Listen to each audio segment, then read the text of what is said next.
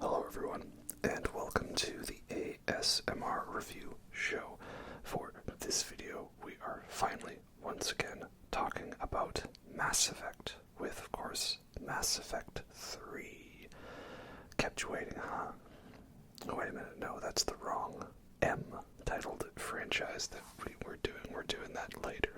Yeah, Metal Gear Solid's next week, or whenever I get around to it.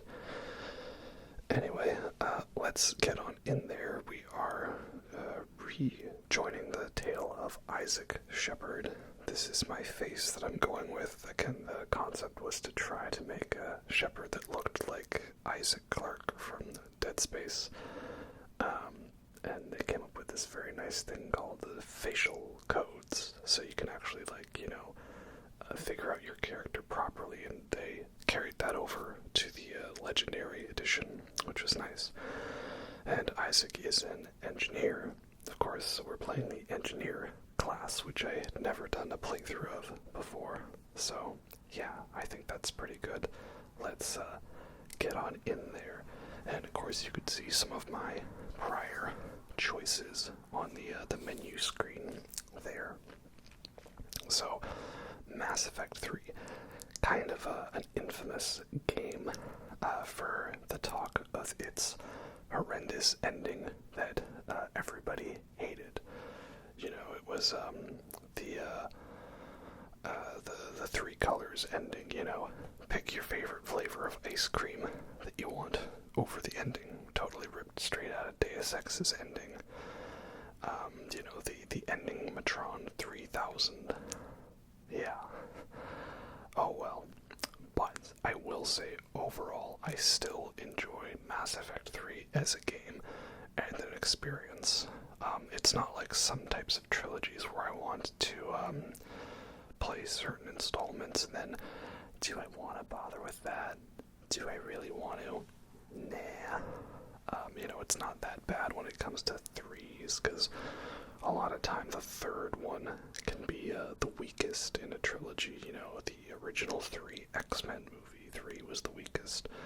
Or, not me personally, but some people consider Return of the Jedi bad compared to A New Hope and Empire Strikes Back. I'm more of a term that The Rise of Skywalker was worse, far worse than The Force Awakens and The Last Jedi. Yeah, so here we have Shepard, he's just chilling out, and there's a kid there, and let's remember that kid. And now we have this James guy. Who is James? Well, he's a dude, and he is purely introduced to be a safe character that the writers know would exist and not be dead, because it was the problem with the suicide mission in Mass Effect 2. It was both the best and worst part of the game. It was the best part because it was a really fun way to end the game and, build up to everything. It was so flawlessly built up, and I love it. But it did mean that the writers kind of wrote themselves into a corner because there were too many variables for them to properly design a story around, you know.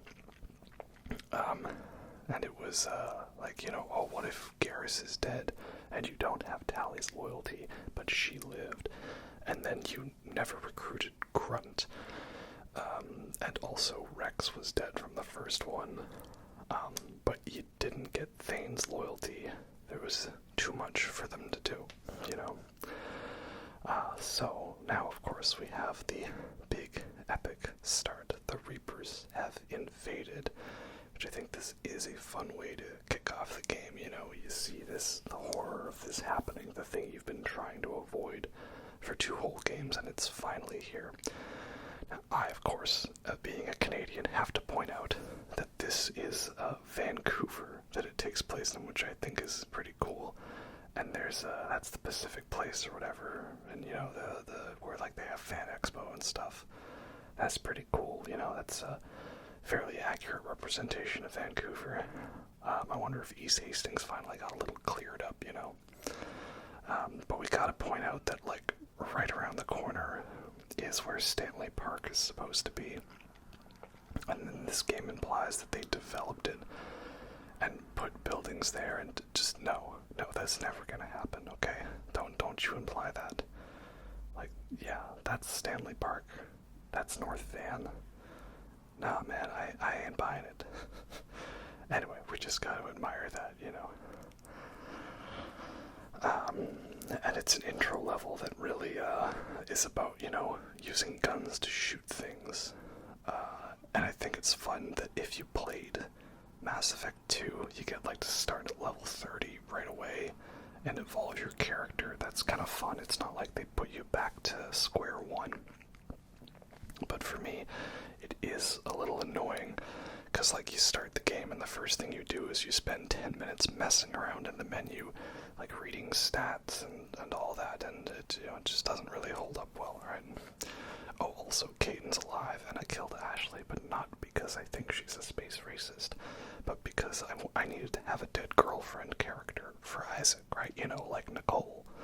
And then we get our new girlfriend, who is Tali, of course. Which is funny, because I've never romanced a Tali before. I usually always played Femship and did Garrus. Or I think I did one playthrough where I romanced Jack. But normally I just play Femship because Jennifer Hale, and, you know, she's awesome and a badass. Not to slight Mark Meer. Mark Meer as regular, you know, Broship is also great, obviously, right? So, yeah, here we have the big leaving Earth thing, and Anderson, Keith David, my man, is gonna stick behind to hold the fort. And love this, the dramatic turn. Good luck. Okay, now. Yeah, they definitely upped the cinematic quality of the cinematics again in this one, which I like. And here we have good old, there's a Jack Wall is the main composer, and these pieces were also done with the assistance of Clint Mansell, whom, of course, I really love. Like, his score for Pi, Requiem for a Dream, The Fountain is great. And that's how you know this is a good score, because we can take, like, this thing with the kid, that I don't get what's with the kid, right? We can take that scene and be like, man, this is some pretty heavy stuff, you know? I don't know, is the kid the indoctrination theory? Is he just a metaphorical representation of Shepard feeling he's unable to save people? Yeah, man, it's a pretty heavy scene, alright. And just, you see the Reapers just keep coming down, and they don't stop. But nevertheless, we must carry on. So yeah, it is a very epic way to start the game, indeed. And again, there's these moments scattered throughout Mass Effect 3 that make me really love it, despite its flaws. But I would say it is the most flawed of the 3 games in the original trilogy. Despite Mass Effect 1's clunkiness, I actually really enjoy the planet exploring and all that, and we don't really get that in this game. But man, when this game hits those highs like this, it really hits them great. So now we have our mission. We gotta build an army and take back the Earth. This is Mass Effect 3. Oh yeah, where are we off to first? Well, we're only including just main highlights, not the entire game. That would be too long. So the most important thing to do in a Reaper invasion is talk to a Fox News Breitbart reporter. Now it's funny because in the past 2 games I was polite, I answered her questions, and I sort of took it to her in a good way. But here I'm like, nope, I'm done with the tabloid journalism. It's funny that she dodges my punch when I've never punched her before. Yeah, maybe not the best look, but at this point, no, I'm kind of done. Again, the idea was to play more of a Paragon Shepard, because I would say Isaac is a Paragon character. But I'm definitely throwing a bit more renegade decisions into this one, because at this point, like Dead Space 3 and Mass Effect 3, Isaac's kind of done with this. So now here we have, of course, the From Ashes DLC, the paid Day 1 DLC to unlock a character that was actually already on the disc. This is Prothy the Prothean, also known as Javik. Oh my man, the originator of the throw it out the airlock meme. Just want to do my part and make Sigourney Weaver proud. Now, so yeah, it does really suck that this was a DLC, but it doesn't matter anymore because it's all included in Legendary Edition. Fun fact though, I actually played Mass Effect 3 almost completely vanilla when I first played it back in the day, which was around 2015 I think, was when I played it, because I had the PS3 trilogy, which was weird because it included Bring Down the Sky, and some of the Mass Effect 2 DLCs, except for Arrival. It didn't include that one, arguably the most important of the story, and it didn't include any Mass Effect 3 DLCs, except for the extended cut, which was free. So I actually never had Javik on my first playthrough, which was very odd. And it was only later when I went back and did a second playthrough that I decided, okay, I'll buy all the DLCs. So yeah, it's annoying, but now we don't have to focus on that, we can focus on the story. And I think it's really cool that we found, like, the last remaining Prothean, you know, frozen for 50,000 years, and woken up later. So, I love that. I think that's pretty cool. Again, gives me some 3001, The Final Odyssey vibes. Being frozen and woken up in a completely different time. The whole classic fish out of water story. And there's a lot of fun we have with Javik. He's definitely a bit of an asshole, but, like, it makes sense. And again, he gives us the great throw it out the airlock line. You know, what would Javik do? Again, we're going to be making lots of comparisons between this and Dead Space 3, because oh yeah, I'm surrounded by primitives. I love it. We're going to be making comparisons again because the point was for me also to highlight how these games started off kind of separate and then slowly became almost kind of homogenous, like they morphed into one. Next up we have, gotta give a shout out to my man, Lieutenant Cortez, also known as Steve. And, oh man, this scene's always so sad for me, you know, like, it's just his face. When we see him crying, I'm just like, oh, I want to give you a hug, my man, like, you deserve better than that. And, you know, Robert definitely, calls him, oh, that face. Robert definitely calls him out on that, like, don't make me an anchor. And it is nice that, over time you can convince Steve, you know, like, hey, you know, you gotta fight for something, live for something, man. And it's also nice we finally got just a character who is straight up gay in Mass Effect. You know, it was something they'd been trying to push for a while, and then they got all scared because of the controversy from freaking Fox News, and then they toned that all down. So yeah, the romance scenes are still toned down, but at least you can get, like, proper same-sex relationships. Would it have been nice to have more options? Yeah. But, you know, still, we were getting there, okay? This was considered edgy for 2012, you know? Now it's Baldur's Gate 3, we're just, you know, everybody gets with everybody, and, you know, you can be, you know, with a bear, right? Why would you want to? I don't know. It sounds really painful, right? So yeah, it's nice. course, the other big issue I have with Mass Effect 3 is the dialogue wheel. As many people have said, it sucks that there's only 2 dialogue options, and a lot of time Renegade is just either, like, rude, brash, or just plain stupid.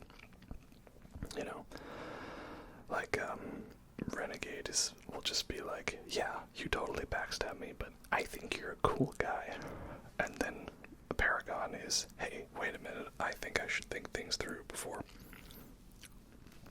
Now, next up, of course, we have to give a shout out to the triumphant return of Garrus and Jack. He finished his calibrations. Watch out. Man, I love all the fanfare they gave to Garrus in this one. They kind of realized how much of a beloved character he was. They were starting to get there with 2, making him a romance option. And then in 3, that was where they really paid attention. Like, okay, everybody loves this guy.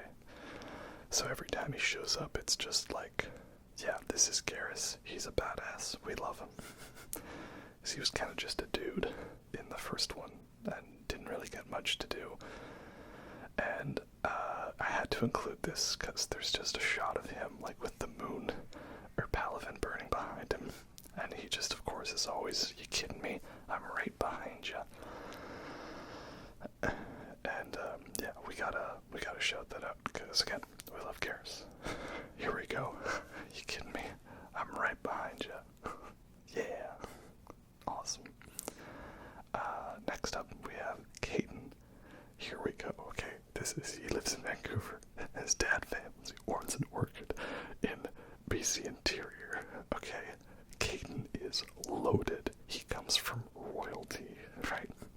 I've said this before, and this is just me to highlight. Okay, the dude, his parents live in Vancouver, which, if you don't know, that means they're loaded because it's so expensive, and BC Interior, that's expensive, and he's a stoner. Also, we gotta shout out one of the best jokes. There goes the next Shadow Broker. And Garrus with the mutterings to Sony. Yeah, Garrus, there you go. That Cerberus mission is fun because there's just too many great dialogue options to cover, There's the feces analyzer, Javik talking about Solarian kidneys being a delicacy in his cycle, Rex making fun of them, him and Garrus being bros, Liara getting pissed at Garrus making the Shadow Broker joke about the Yogg. Yeah, it's awesome.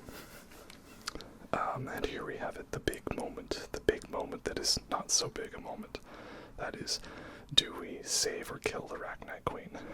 Now, I saved the Rachni Queen, but I don't know really what Isaac would do. Like, I think Isaac would want to kill all the necromorphs, but if there was, like, a sentient necromorph that, like, wanted to help him, I don't think he would trust them, but maybe they could have pulled something cool like that in Dead Space 4, even though that's never gonna happen.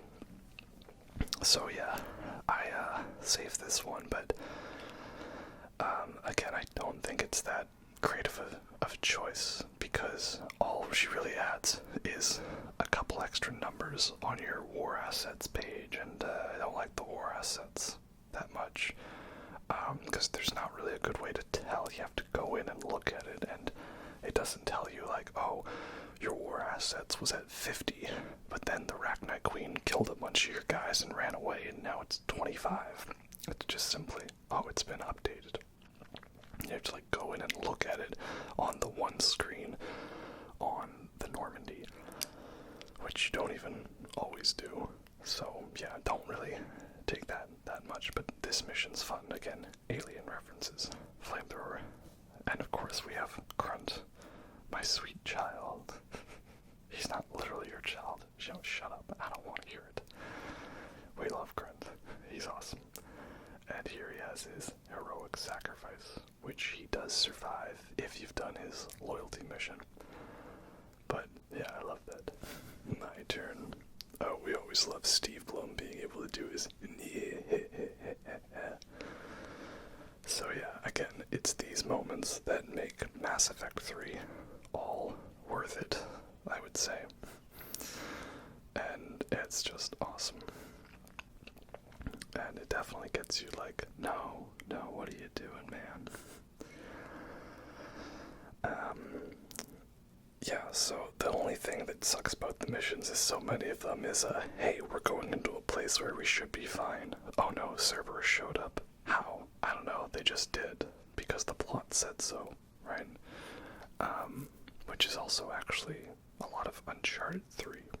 Surprisingly, very interesting in that way. All of these threes, you know. The trilogies where the second one is the best and the third one is good, but you have to forgive a couple of plot contrivances here and there, you know. Here we go. Grunt. Anybody got some orange slices? Did we ever get Ant-Man as orange slices? Oh yeah. That's badass, alright. It's okay. We'll get you some spicy ramen noodles. Next up we have, of course, the Tachanka levels.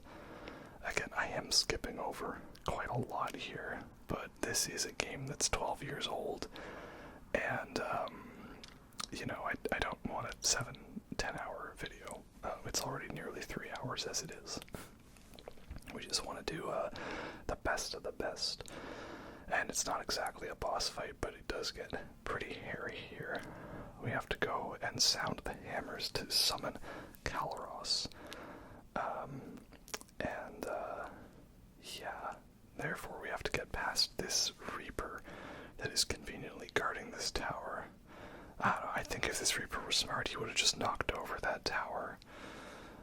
Like, I'm trying to remember, is it a thing that, like, the Reapers are actually, trying to, oh, that hurts. Are the Reapers actually trying to stop us from curing the genophage, or are they just simply trying to mess with us here? I don't know. What I do know is, I always go in Mass Effect 3 with the weight system to, like, maximum 200% weight, just so I can spam powers. And that's fun, especially, you know, now that you have both cryo and tech. Cryo and incinerate. Very fun. And this is where I realized, you know what? Maybe I need to do the oh screw this maneuver. Alright, excuse me, pardon me. Out of my way. I was also using that blood pack hand cannon because, you know, strong, and did that hurt? I don't know. Alright, that's one. And Mordin, of course, is in here, and oh well, we'll get to him. Alright, let's go. Round 2. I don't have the whole Garrus ascends to godhood yet, but I definitely worked towards that, so thank you, random YouTube video, for the suggestion. I just hadn't unlocked the gun yet because it costs so much money in the game, you know. And here we go, the second hammer. That's it. Also, yeah, I'm using that helmet because I hadn't unlocked the recon helmet yet, and it gives me extra stats, okay? I know it looks dumb, but it gives me bonus points. It was the closest thing I had to a Isaac-looking helmet, you know? Alright, here we go, man. This is it. Now if someone needs to cue up the Dune soundtrack. Boom, now. Or Godzilla, Pacific Rim. Yeah, you know, that was badass. Again, there's a lot of really fun end moments to the missions, and I like the combat. You know, the powers feel all very good and refined, and I love the weapon way that you can just, you know, make it so you do powers right away. It's awesome. And here we go. Come get your dinner. Oh yeah. Kalros, the mother of all Thresher Maws, has taken down a Reaper. By the way, this game is bad. Again, when we got moments like this, it's, I still have to really enjoy this game a lot. But, of course, brace yourself for the imminent tears, because we're going up to the Shroud. Now, next step, of course, is we have to cure the genophage, and I just love, again, how well this was built up over 3 games. You know, it's this sort of background piece of lore that's referenced a bit and hinted at in backstories of characters throughout Mass Effect 1. And then in Mass Effect 2 we get to finally see the Krogan homeworld and the effects of it, and there's more, you know, debate on whether or not it was the right thing. What do we do about it? And finally here we have the chance to cure it. And yeah, I've always cured it, you know. I think the only time I didn't was one time I just was speedrunning the game on Insanity, so I just like was mindlessly picking all the renegade options, like not really thinking about it. But even then, man, some of these really hurt. I don't know. And no, we don't want you to do it, Mordin. Had to be him, right? Someone else might have gotten it wrong. Imminent tears. That's something she shells. Oh man, Mordin. It had to be me. Someone else might have gotten it wrong. Yep, classic line from Mordin. Obviously Mordin, such a great character, not my favorite squad member because he's a little bit squishy when it comes to combat, but obviously so much great dialogue and personality, and we love him for that. And yeah, his whole arc of finally going and doing what needs to be done. Look, I'm sorry people, I know there's some genophage defenders out there, but I am not one of them. No, it is good that he cures it, and it's what he wanted to do, and I totally support you in this. And oh damn, I'm gonna try not to get emotional for it, but and he starts singing the song, the Gilbert and Sullivan song. Oh man, promised myself I wouldn't cry. It's a very emotional moment. And that's it, man. We did it. And yeah, he gets cut off mid-song. I am the very model of a scientist Solarian. Yeah, you are, Mordin. You were the best scientist Solarian there ever was. And then they hit you with this theme song, and then the Vigil theme coming in, like, oh, it's the nostalgic Mass Effect 1 theme. Oh man, you really got me here. And again, these are the moments that make the game all worth it, even if it has a disappointing ending that does not build up to much. It's worth it for the moments like this. Again, I know there's some people that fix bits like that with mods, like they have that whole Priority Earth reworked. I'm interested to try playing it on PC to see what that is like, because again, this was on PS5. It's funny, every version of the Mass Effect videos I did differently in terms of how I recorded them. 1 was done with the PS4 save feature, 2 was done with my capture card off PS4, and then 3 was done on PS5 with the save feature on that. So next up we have the Citadel invasion of Cerberus. Randomly invades the Citadel, and I hate it, and I don't like it. And no, we're not going to give Kai Leng the satisfaction of killing the Solarian counselor or, you know, killing Thane. We ain't doing that. And yeah, this is definitely a fun moment, kind of the big resolution of how you dealt with the Vermeer survivor. Also, do you like my helmet? I think it's pretty badass. Gives me Dead Space 3 military suit vibes, you know.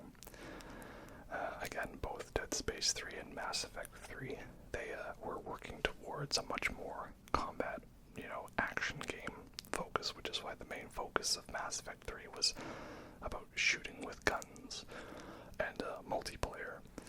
But I actually really loved the Mass Effect 3 multiplayer, like a horde mode sort of defense with objectives, and you could play as like a Volus or like Cerberus agents. Like, oh, there was so much fun to be had with the Mass Effect 3 multiplayer. I love it.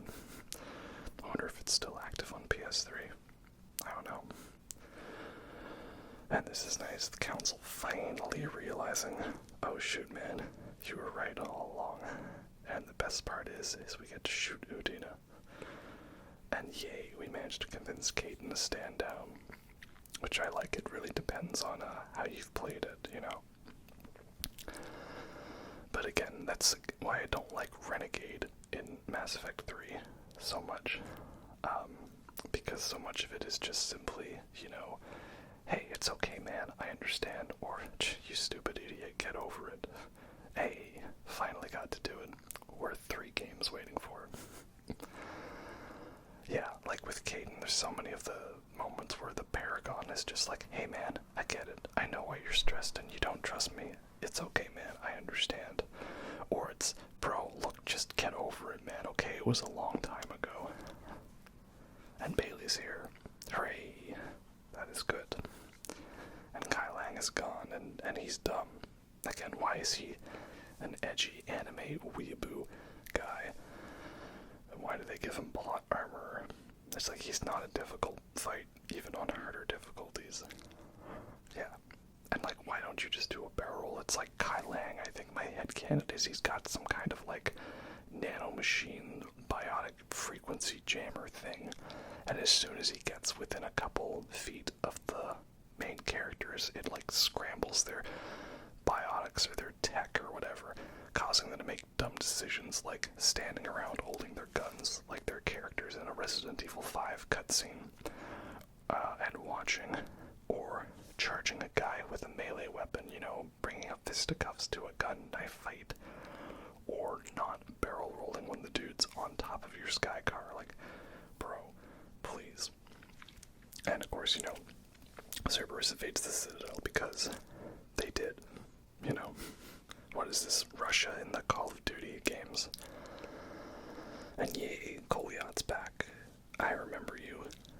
And, yes, we do have to give a shout out to Thane, who I think is a really great character, but sadly we don't see much of him. You know, he gets recruited way too late into Mass Effect 2, and I usually don't recruit him right away in that game because of the 5-mission countdown. And then, obviously, he doesn't get to do too much in this game, which sucks. It's also why I don't romance him. Like, do I really want to do that to myself, like, emotionally? But I love it, man. That's how bad. Again, Kai Leng, is he supposed to be a badass or a bitch? A terminally ill Drell managed to stop him from getting to his target, right?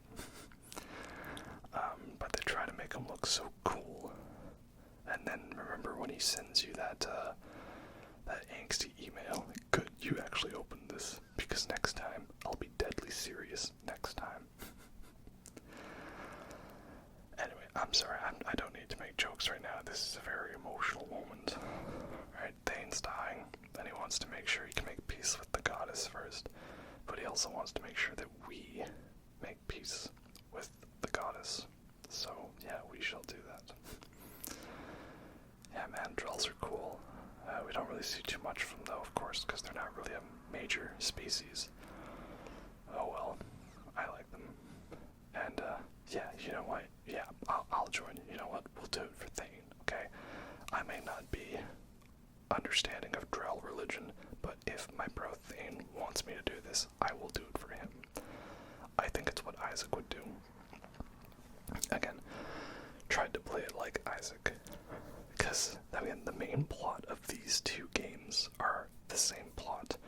These are both Dead Space 3 and Mass Effect 3. It's a game where the main character is fighting off against a horde of ancient alien enemy that reanimates corpses of fallen friends and loved ones to use against them, and they have some kind of weird mental mind control influence that they use to build their army, and they're heading to Earth to invade. So the main plot is we need to stop them once and for all, and the way we're going to do that is by finding the schematics of a machine attempted to be built by an ancient alien race, which we hopefully can complete for real this time, so we can use it to stop the evil race of aliens trying to wipe us out, once and for all. And there's a Lovecraftian element to them, of course. Now, next up, of course, we've got to give a shout out again to Garrus, because why not? I could not include this scene, you know, I had to. And this really is the biggest dialogue option possible. And you know what, I thought, you're a good friend, Garrus, but we gotta razz him a little bit, right? And no, we won't razz him. Not too much. I think he says something about, like, you're not gonna propose marriage, are you? I don't know, man. This would be a good moment for it. No. Totally wasn't.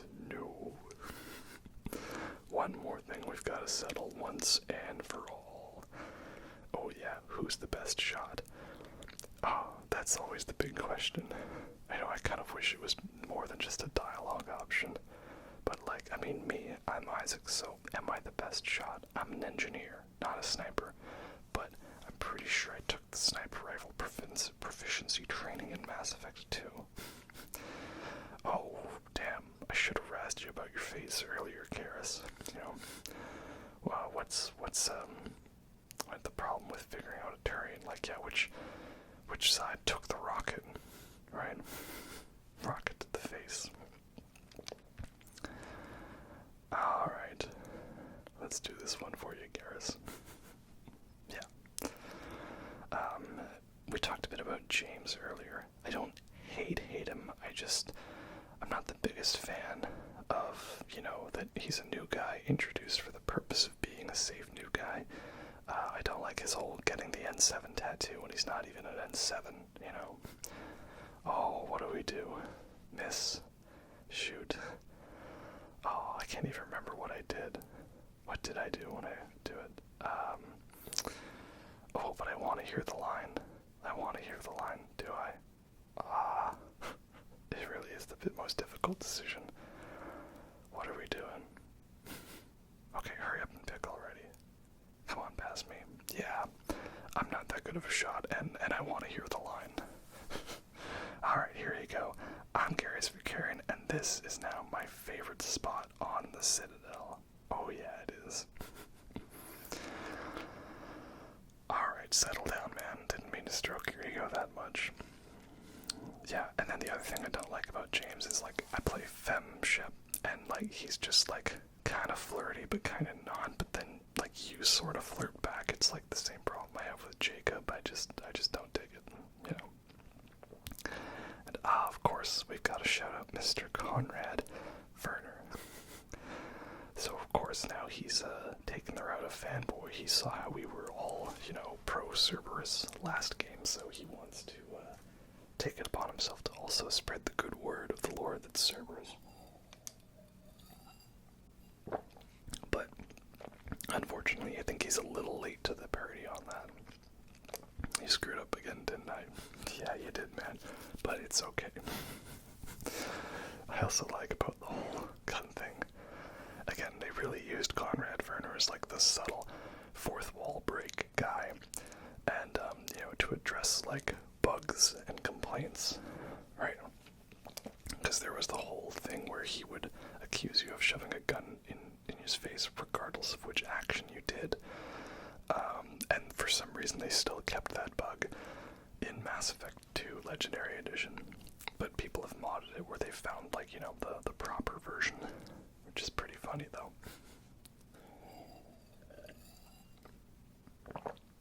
And yeah, this is the other thing I love. It's hilarious that this requires you to have done 3 obscure, random-ass things from Mass Effect 1. You had to have uncovered all of the Asari matriarch writings and, collected the data for, Hossel, was it Gavin Hossel, I think his name is, on, Pharos. And then you also had to have, purchased the Elkos Combine license. Remember the gun licenses from Mass Effect 1? I think it's hilarious that it doesn't add much to your war assets. But, yeah, just of all these random things lining up, it was like, yep, I did all the side quests, right? I was prepared for it. I actually never seen what it looks like if you got like one or two of these things. But if you didn't get all of them,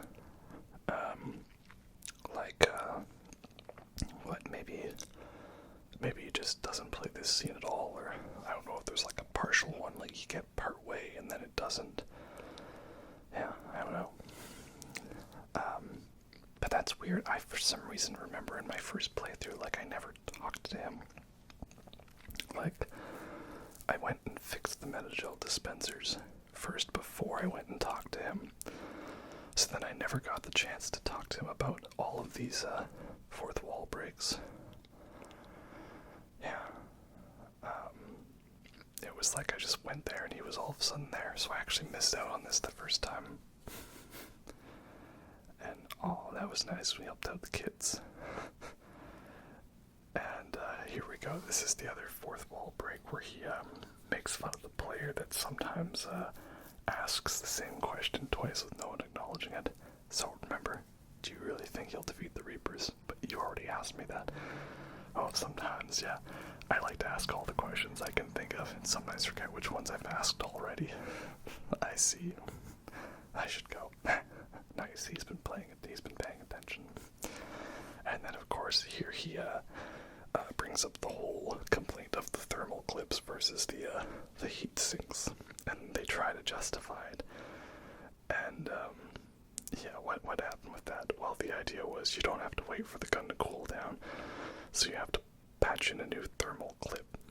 But you can't just wait for the gun to cool down, because the in-gun cooling tech was sacrificed to make room for the thermal clip. And he's like, well, that just seems dumb, because now you have limited ammo.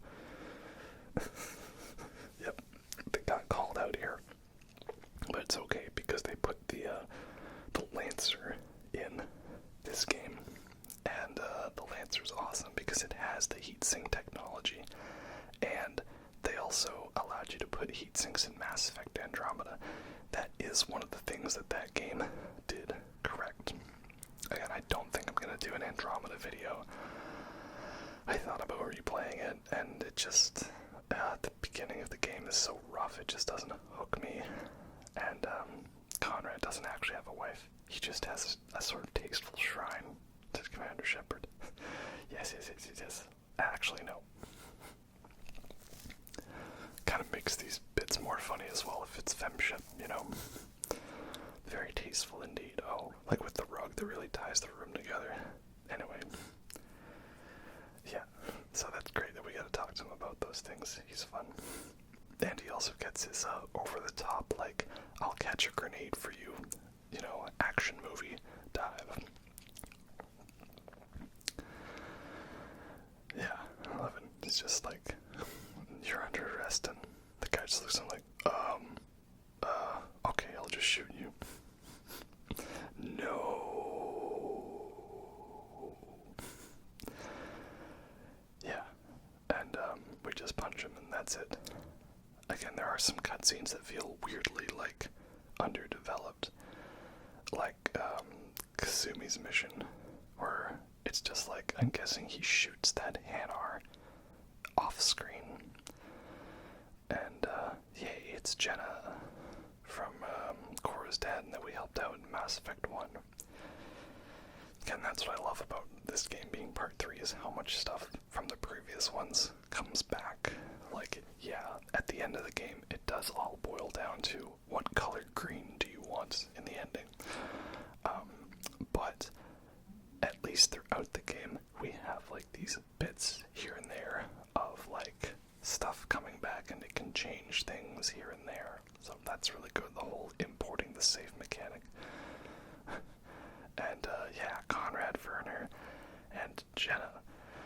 That's an interesting match, but hey, you know, good for him. Shepard in the background, just, oh my god, what's going on? And next up, of course, we have my reunion with my waifu in this game, Tali Zora Vas Normandy.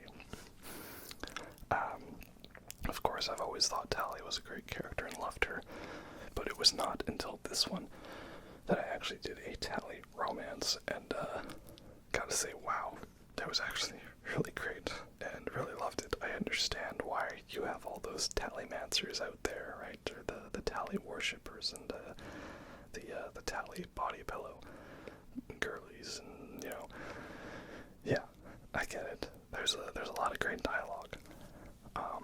So it was fun for me to finally do that, and it was also, again, made sense for me because Isaac, of course, he ends up with Ellie, and she's a miner, right?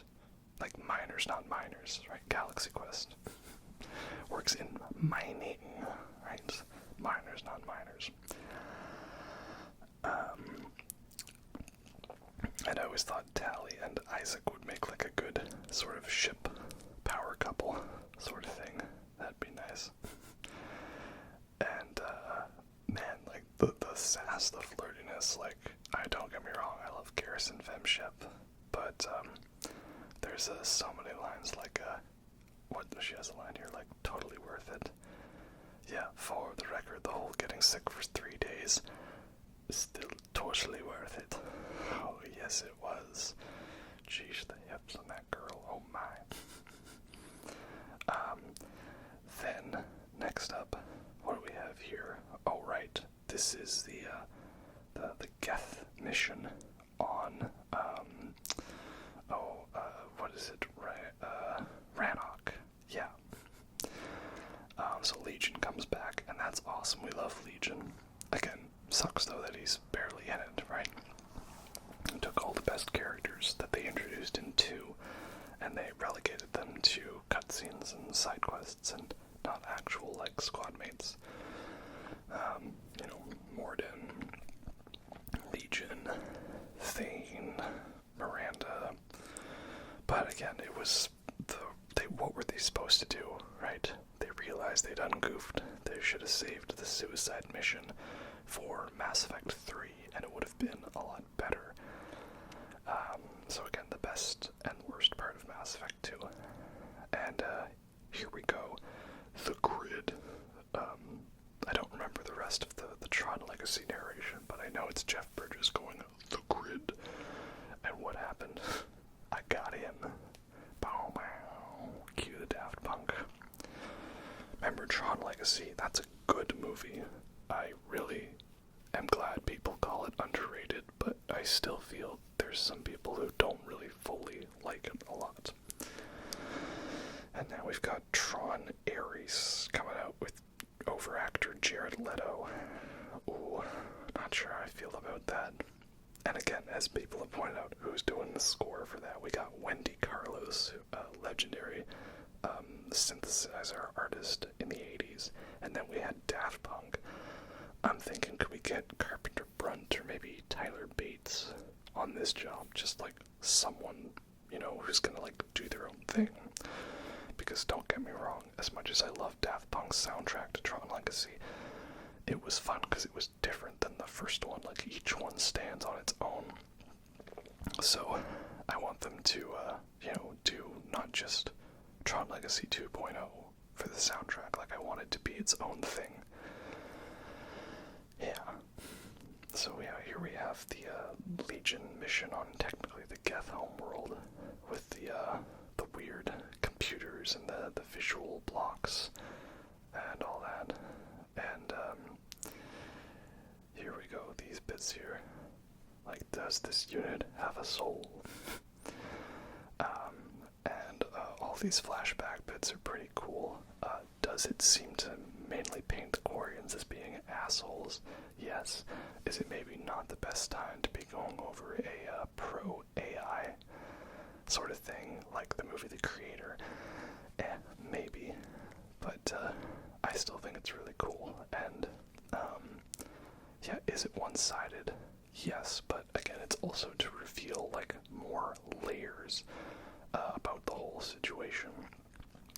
You know, because originally we were very one-sided. Oh, the Geth are like evil Borg-like creatures. And now we see that maybe not so much, you know, there was a bit more to it. And, oh, one's going for a weapon, and who isn't? Well, it's Legion, and he's picking up a sniper rifle. It is a very efficient model. Again, so that's what I'm wondering about Legion. Like, that's him, but like he was specifically created out of like the number of platforms he has in him to go on his mission to try to recover Shepard's body. And he's a Shepard fanboy, though he doesn't want to admit it. Yeah, I don't know, but fun mission either way. Then next we have the glorious finale to the, running. This is the part I always die at least once in this fight because I forget, okay, you're not supposed to actually, like, sit there and, like, lock on the whole time. You're supposed to just run. And then we got it. There we go. So yeah, this is where we take down a Reaper with conventional firepower, right? I thought they couldn't be defeated through conventional means. Well, maybe not like, 74,000 of them, but one. Oh yeah, one will do good. Nice, good orbital strike. That'll do. That'll do.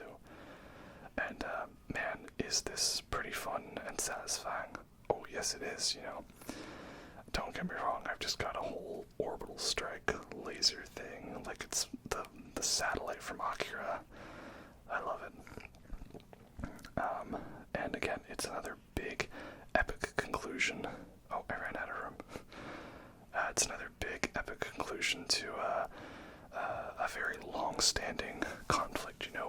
We had the whole Geth-Quarian war set up in the previous games, and now we finally get to see how that all comes down to it, and there's this big final bit here, and I love it. Come on, how badass is that, right?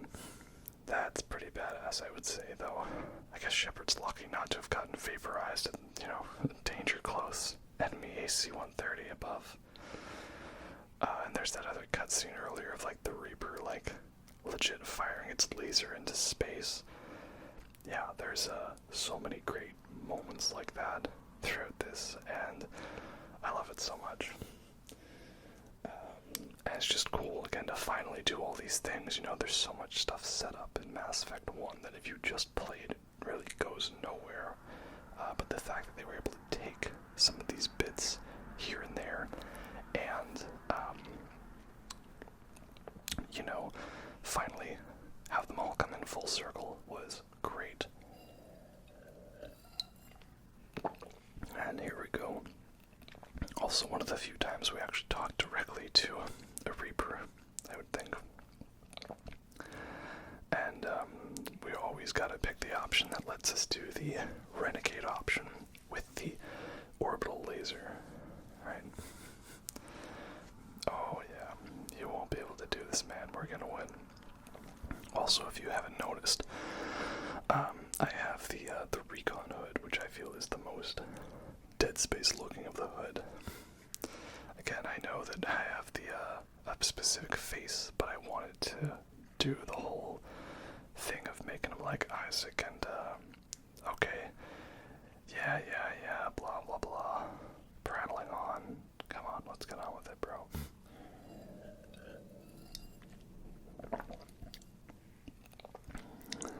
Oh, sure, bro, sure. Actually, is this the one where I did the orbital laser? I think I just picked the Renegade options. That's the problem. It's like I think you have to pick the middle ground one. I don't know. And again, I solved the Geth-Quarian. Oh, there we go. Yep. This is great. You can pull it out one more time for one more strike. Blah, blah, blah. I have an orbital strike cannon. That's more like it.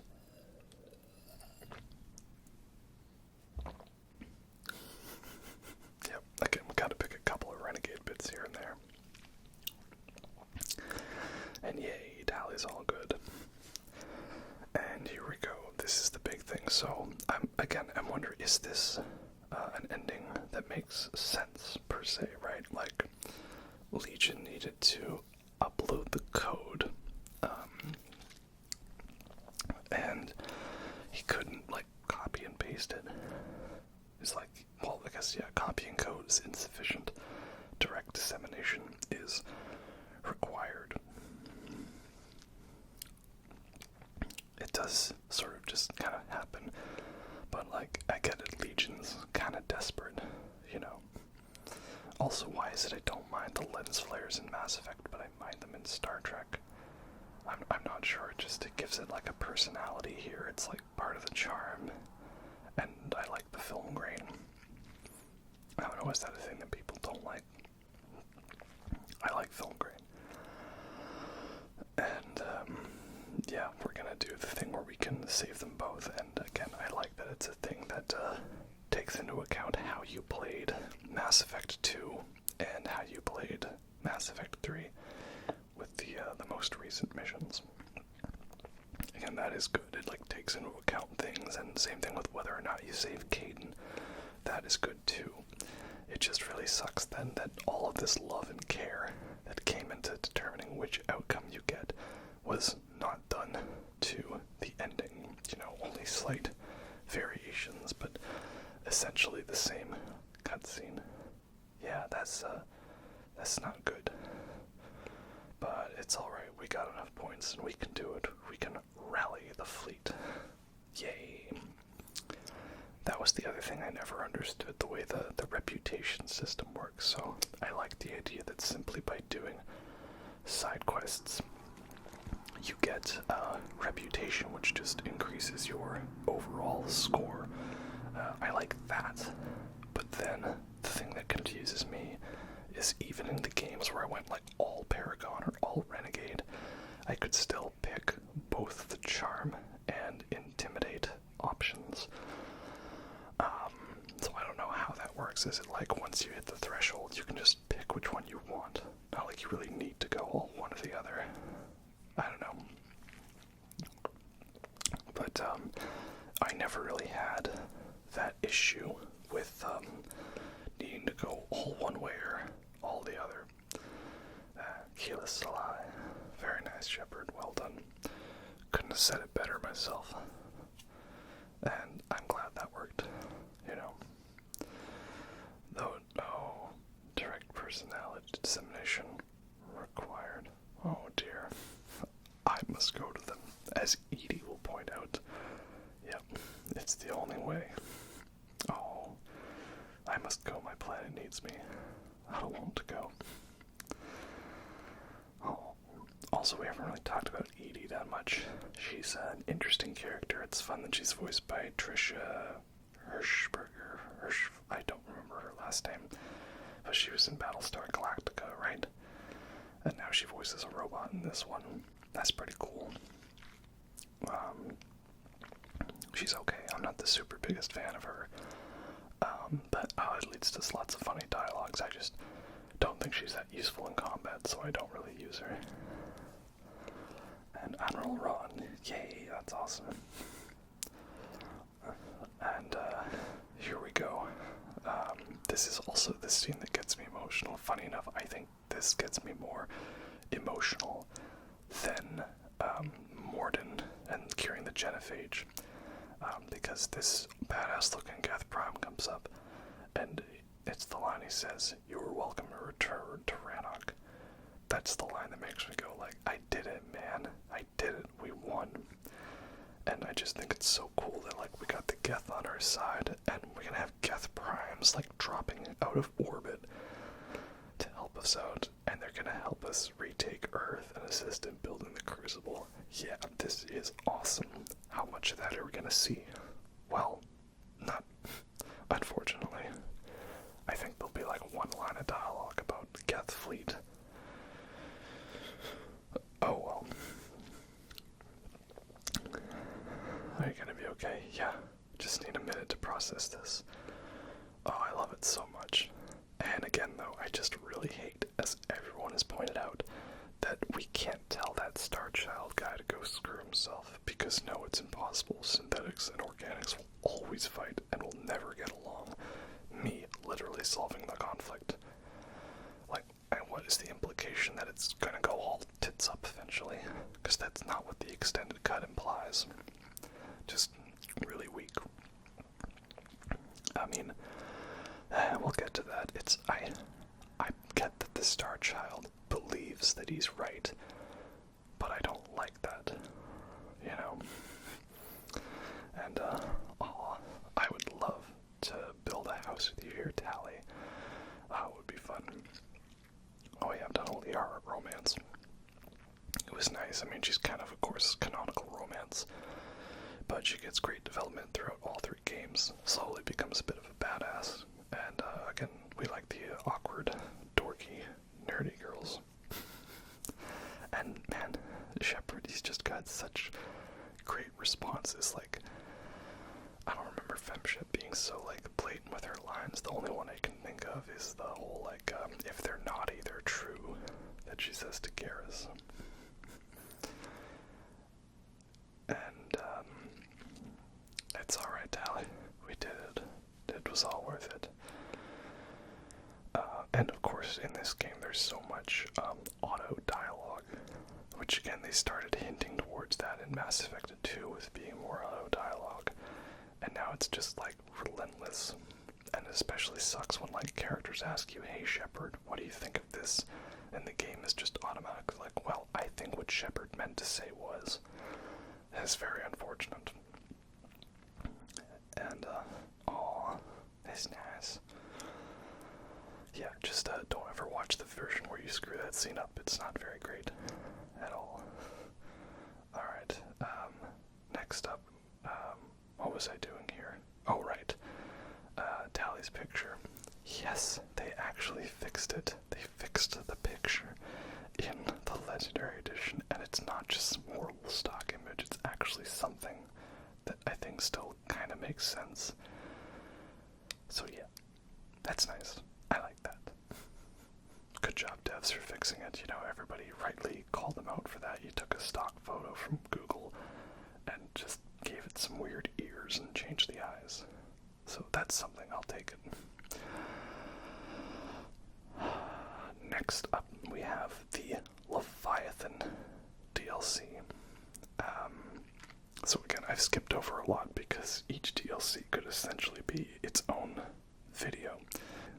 And I do really like this DLC a lot. It's pretty cool and creepy, and it really gives me like vibes of The Abyss, which is a great underrated movie. Because it ends with us taking like a mech suit down into the depths of the ocean to have a conversation with an alien, right? That's pretty cool. I like that. Yeah, it's fun because there's a couple of spooky bits here and there, like the one like the mining colony on the asteroid. That again just feels so Dead Space. I love it. And you gotta fight banshees pretty early in the game. And then there's that one where you're like fighting harvesters on like the side of like the mountain rocky area. You have Dr. Brayson's lab and all the spooky stuff that goes on in there. Yeah, I really like that a lot. And then you have this planet, which I think is really cool. It's like, it doesn't even have a name, right? It's just like a number chart, and how's that for a loading screen, you know? Oh, I love it. Again, I like that they brought back the pretty loading screens. That's really cool. Like, I'll always love that Mass Effect 1 loading screen of the relay just sort of floating in space with the rings orbiting. And the fun bits of the Normandy driving around. Yeah. So this is a fun part. Again, I'm not going to show this entire cutscene and conversation. I mean, you all know it, and it's just really cool, you know, that we actually get to meet, like, one of the original aliens that would create the Reapers. And of course, they're weird crustacean, shellfish, tentacle, squid-looking monster things, because, you know, why wouldn't they be? Obviously, Lovecraft. You ever heard of that guy? I think he wrote some cool books. And then he also had a cat with a name that we're not going to talk about. And, you know, he may have said some not cool things, you know, but we've already discussed that before. Let's move on from there. Yeah, this is totally out of the abyss, and I love it. I'm wondering if this scene also syncs up with Echoes. Yeah, did y'all know that? Everyone talks about Echoes by Pink Floyd lining up with 2001: A Space Odyssey's ending. Well, it actually lines up with the Abyss's ending too. You gotta start it from the shot of Bud walking out from the oil rig, as he's about to go dive down, and you have to watch the theatrical version because then it lines up. It's like actually scarily accurate. I just did it on a whim and it worked way better than I expected. And it like ends right as the movie ends. It's pretty insane. And here we go, one final drop down. So again, it's a fun, short little playable segment, and I like it. Actually, now I'm getting Returnal vibes. Remember Returnal? That was a really fun game, I liked it. And then they came out with a DLC for it, and I've never actually played it since, which is unfortunate. It's same thing like with Sekiro. They came out with what is it, like a Sekiro update DLC, like they added a boss rush and like messages, and I've never played Sekiro since, so just feel like a little sort of a too late thing, missed the mark on it. Same with Rainbow Six Siege Extraction. And what is that? Oh yeah, how epic is that? It's a Leviathan, which is like the original Reaper. And I think it's really cool that we get a fun conversation with him, it's not like about a big boss fight. It's just about lore dump and exposition. And that's pretty cool. And again, I don't think it fully takes away from the mystery of the Reapers talking to this guy. I think it just like explains it in a pretty cool way and, gives us some background info. Because I think there's a good balance between over-explaining and explaining the right amount, and I would say this is, it's like, okay, cool, they built synthetics and they got this crazed idea that like they had to keep wiping people out, only growing to a certain stage. Yeah, because essentially that's what it boils down to, they were like, oh, if we allow civilization to grow too far, eventually machines will just wipe out everything. So we have to find a balance of wiping out some, but not all of them, like trimming the grass, with the weeds. You don't want the grass to be completely gone, but you can't have it overgrow and have too many weeds sprout up, It must be pruned, like the TVA, right? And I think it's funny that he keeps shifting between different characters that we've seen. So, and ultimately I think it's pretty badass that he, uses his powers to take down another Reaper.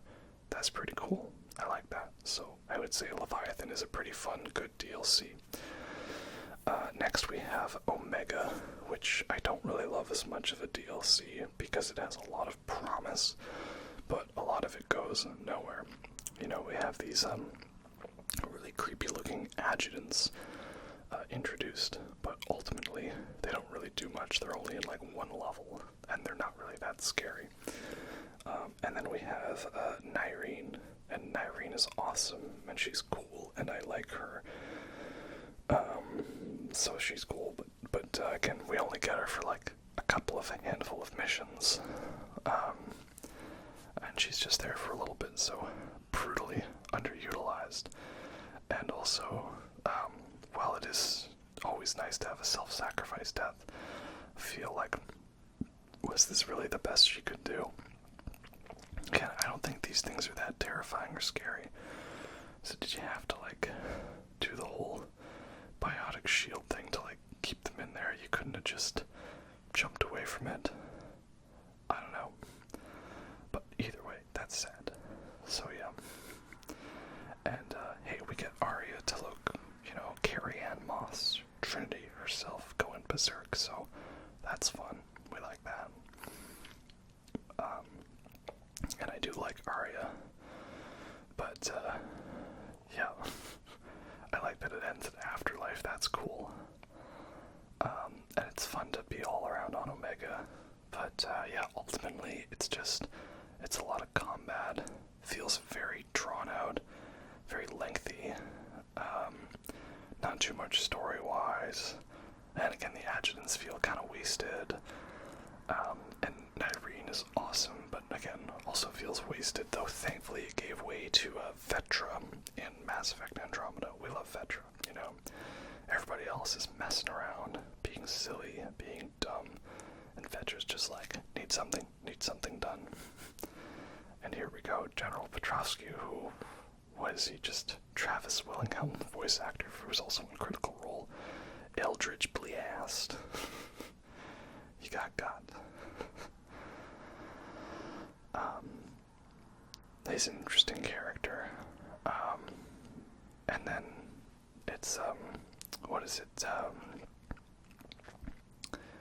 It's interesting that you know, the ending you get basically depends on whether or not you encouraged Arya to be more or less Paragon throughout. I think that's kind of interesting, though I don't think I ever got the whole, you know, kiss ending with Arya.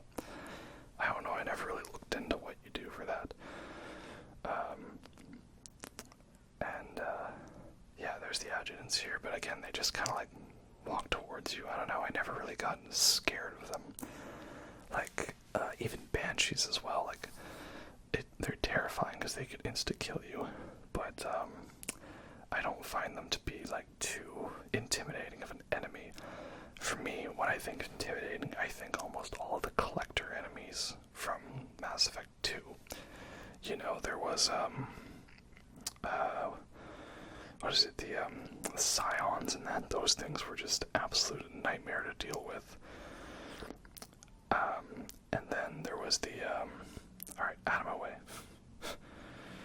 I like using the power wheel a lot to, you know, properly select items. Okay, good, guys, I'm gonna need a minute here. Do you mind? Thank you.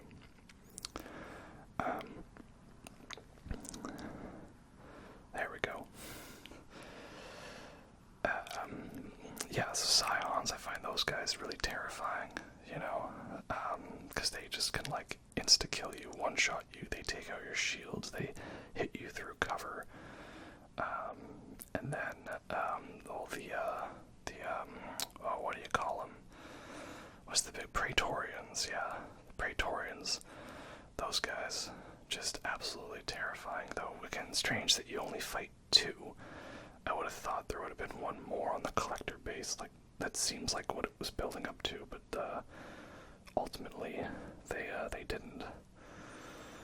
Oh well. Alright, there we go. Time to kick ass and chew bubblegum, and we're all out of bubblegum, or red sands, we're all out of red sands. Again, the sand, spice, I see with the Dune reference, it's just impossible. Like, I'm cutting through these guys like butter. You don't do that to Scions. Those things are tanky as fuck. Dun-dun-dun-dun-dun. Always fun. Any game where you can freeze a dude and shatter him into a million pieces is a good game. Mass Effect 3 and Bioshock. And don't you interrupt my melee. Oh, no, I'm gonna need a minute here. Arya, Trinity, help. This is like literally Trinity help because it's Carrie Ann Moss and she's Arya. It's getting a little hectic here, isn't it? But I still have health. Definitely more running and gunning I found with the combat, more so than the other games, but that's okay. I think that I had a weird glitch. There was like some dude like outside the map and he just didn't die, but oh well, moving on. Next up, we have Thesia, right? Which it's basically just like canon that you need to bring both Liara and Javik because Liara here points out a whole bunch of ancient Asari culture, and Javik is kind of like revealing to her, hey, did you realize like what we did? That Athema, the goddess, is a Prothean, but I mean like look at the statue of her. Does she not look like that, right? And, yeah, it's just kind of funny to see, like, you know, all of the history and the culture of Goddess Athema, and how the Protheans kind of helped sort of, you know, raise them. Gives me kind of Prometheus vibes, you know, like the engineers, right? Tried to grow all these other races and teach them things and evolve them, but eventually they kind of got upset with their creation, you know, because Jesus was an engineer and we kind of killed him, right? So yeah, it's really fun to go around to all of these different areas here and hear all of Javik's little tidbits that he has to say, right? Because they believed that the Asari would be like the next main race. And, like, yeah, bro, do you not see the resemblance? Though I'm wondering, though, has anyone ever actually seen, like, a Prothean? Like, yeah. We see Protheans in our flashbacks, but, like, has anyone ever found, like, a Prothean skeleton, you know? I don't know. And, we're not bothering with, bitch Kai Leng. No, we do not need to hear him. He's not getting anything in the video. We're moving on to the Citadel DLC, because the Citadel DLC is awesome indeed. And, yep, I got me a one-shot pistol, because I like going full power mode, you know, because I've got Overload, I've got Cryoblast, I've got Incinerate, everything the body needs.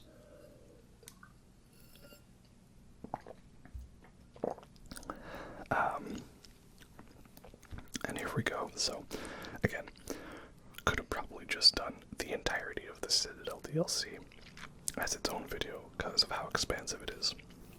That is definitely one of, like, the best DLCs ever. And it's got a fun, silly mission associated with it where you're trying to go on shore leave and the sushi restaurant gets shot out. Joker gets pissed about being used as bait.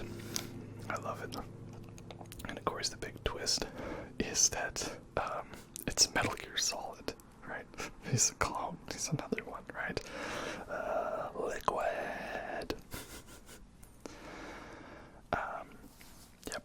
Here we have Punished Venom Liquid Shepherd, also known as Big Boss, also known as Solid Snake, also known as Jack, also known as John, also known as Naked Snake, also known as Isaac Clarke. Yeah, such a fun mission, so much fun to be had. The whole thing is filled with fourth wall breaks, jokes, references, connections. Having this mission where you have the whole squad fighting with you is amazing. They all just have so much great banter. It's just an ultimate love letter to the fans and to Mass Effect. And I'm guessing that this was all made after the game. But I'm wondering how much of it was, like, you know, done in response to the criticism of Mass Effect 3's ending. Like, I don't know how much of this they had planned ahead of time. And also really fun to hear both Mark Meer and Jennifer Hale, you know, having to play a whole different version of themselves. And it's always great, like, watching the videos where people have done the compilations of, like, the lines, you know, like all of Shepard's insults to the crew, or everybody's line about shooting 47 more times, or was it 46? I can't remember. Though it's funny how Javik is still shooting the wall, but we'll get to that. And it was a thing where I was trying to bring as many squad members as possible. And, oh, damn, you got God. Too bad they were blocked. Yeah, you gotta bring Javik on this mission. Javik's got so many great lines here. Again, we like Javik, what can I say? And Tali, of course, gotta bring my girlfriend. Yeah, honestly, it's, like, worth it just to play the DLC multiple times with different squad members to get their reactions. Like, you've got the casino bit, and it's really where Kaden and Ashley get to shine. Like, I do already like them as characters. Oh yeah, I'm doing it. Again, we gotta take some more Renegade interrupts here, right? Because it's fun. Yeah, they get so many great bits in the casino. Like Ashley being all drunk and flirty, or Kaden, like, oh, like, what's his name? Like Taser, the Hazer, the Phaser, whatever the dude needs. I don't know. And then the guard, Travis, it's Travis again from Critical Role. There we go. That's great. And then, you know, Garrus has funny lines in that. It's awesome. Even James gets some funny bits too, because I love the total bromance that he has with Cortez, you know, Team Mako and Team Hammerhead. I'm Team Mako. And Rex gets to come back, you know, he gets to do a Krogan airdrop. That's awesome. Though, I'd wonder how it would go if he was dead. I don't know, I think is it just James that shows up? Probably, because, you know, James is still alive. Yeah. You mess with Shepard, you mess with me, you mess with one of us, you mess with all of us. Yeah, just really fun. Great banter. I love it. What's a Mako? Oh, my sweet child, you have no idea. It's like the bestest vehicle there ever was. Mako's got no hammerhead. Oh my god, no, the hammerhead was garbage, man. It had armor made out of wet tissue paper. Ugh. Okay, moving further on into the archives, there's lots of really cool bits where you like see history here and there. So I really like that. And again, lots of fun banter. But, yep, here's where we're gonna get got. Because, again, the twist is what we didn't know. You see, it turns out that Brooks was actually reverse quadruple agent. Again, we got Mass Effect, now we've got, Metal Gear. I don't think Isaac ever fought a clone of himself, though. Yeah, and again, we got to include this part, because so many great bits, and more time for me to rant about how much I love, the Citadel DLC. So, yeah, the plan is to lock us away down in the Citadel archives forever, and, yeah, would this Shepard actually be able to work and fool them? I don't know. Actually, how we talked about Prometheus, and now we got Alien Covenant, right? And I don't know, the way Brooks is. Here we go. This is the dialogue wheel I want. Who are you so I can end you? I will end you. I will end you painfully. Was Brooks like getting it on with this clone? I don't know, the way she kind of stands, it's all kind of seductively gives me Naomi with Vamp vibes and Metal Gear Solid 4. But again, we'll get to that, right? Vampy's got the knife in his belt, you know, in the one spot, like, yeah, that's a reference. But I mean, hey, who wouldn't blame him? You know, he's a vampire, right? And yeah, she's the one that put together the dossiers. And I don't know, what is it, like, they're all pissed that Shepard started working more with aliens, but like what, so you didn't want to put together the things, but you did it anyways. Why didn't you just quit your day job, you know? I don't know, but, yeah, pretty good. Maybe I didn't need to include all of this, but that's okay. And again, that mission is fun, but it's also annoying, you know, because it's that one stretch that took me forever, where it's like they put this kind of stealth element to it, but like, as soon as you kill one guy, they're all onto you, and they just have no regard for their own life. They just swarm you, and on the difficulties, it's pretty crazy, you know. And I like Brooks as well, because, you know, Brooks definitely comes across as like, oh, a little dorky, nerdy, but then, oh, she's kind of sexy, she's kind of cute, yeah, I like this girl. And nope, she was a secret asshole. And here we go. I love this, because just, you have this renegade option, And it just keeps giving you these interrupts, right? I'm gonna take the head, then I'm gonna cut off the head, then I'm gonna cut off the tongue, then I'm gonna mount the head, and then finally what I'm gonna do, I'm gonna throw them out the airlock. This one's for you, Javik. Finally. Yeah. Always gotta say that now. Someone gets thrown out the airlock. This one's for you, Javik. So yeah. And again, also it's funny because Javik's about to get once again locked away in vault.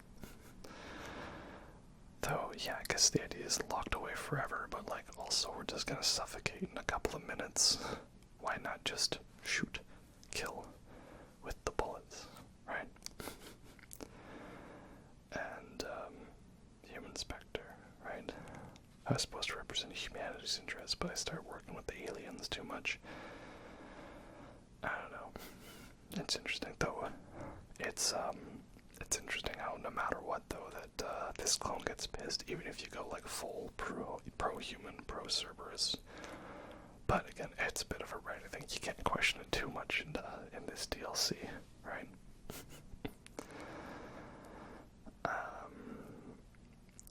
And yeah, I guess we're just rewriting a new handprint. Like, what is it essentially like? You know, change new password, right? Like, there's no like two-factor authentication in the future.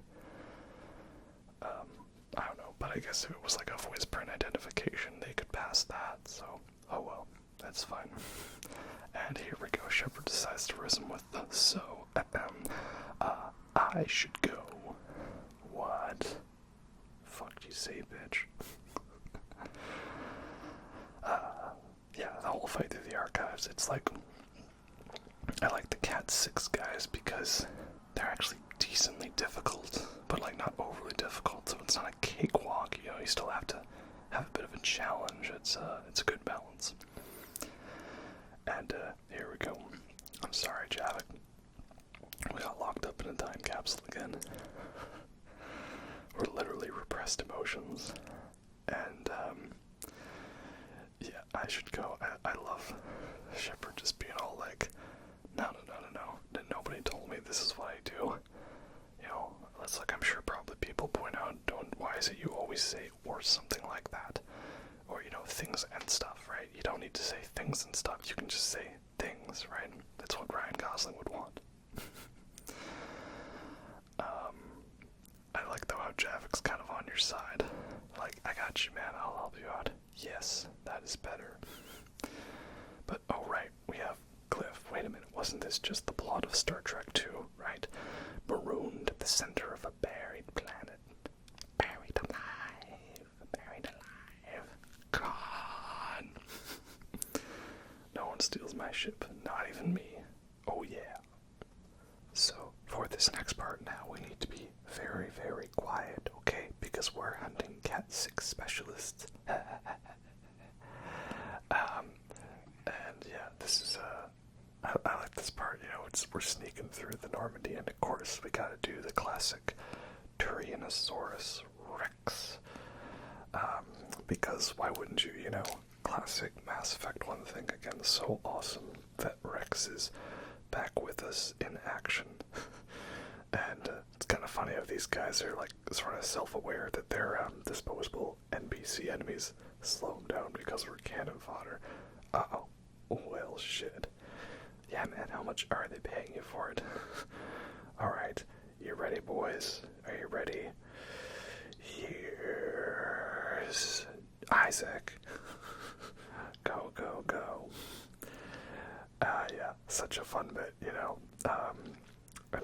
Rex himself even says it coming up here. He's always wanted to do this.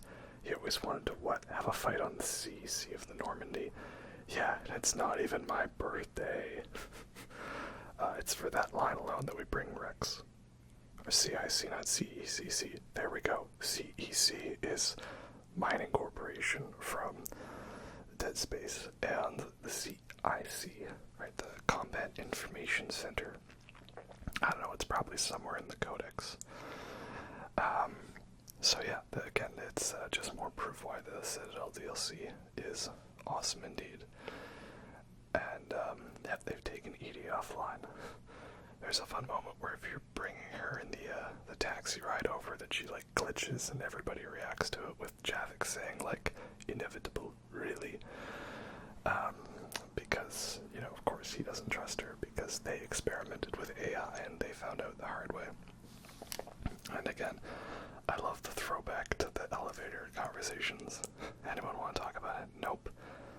Garrus, don't worry, you're not the only one that misses the elevators.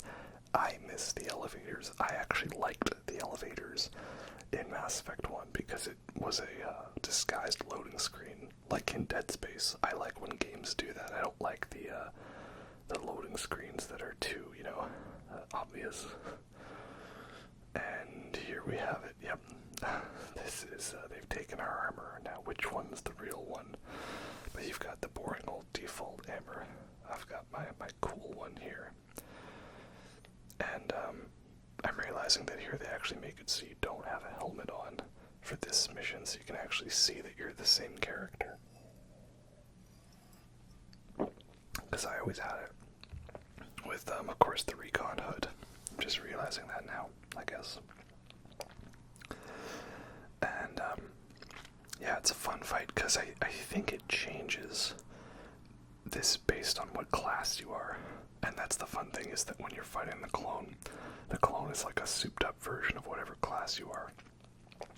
So, fighting against the engineer, and Brooks, I think, is basically like a vanguard, I think. And I'm not exactly sure. I think it's you gotta take down Brooks, but then she just heals herself. So the main thing is to take down the clone, because Brooks has like infinite shield.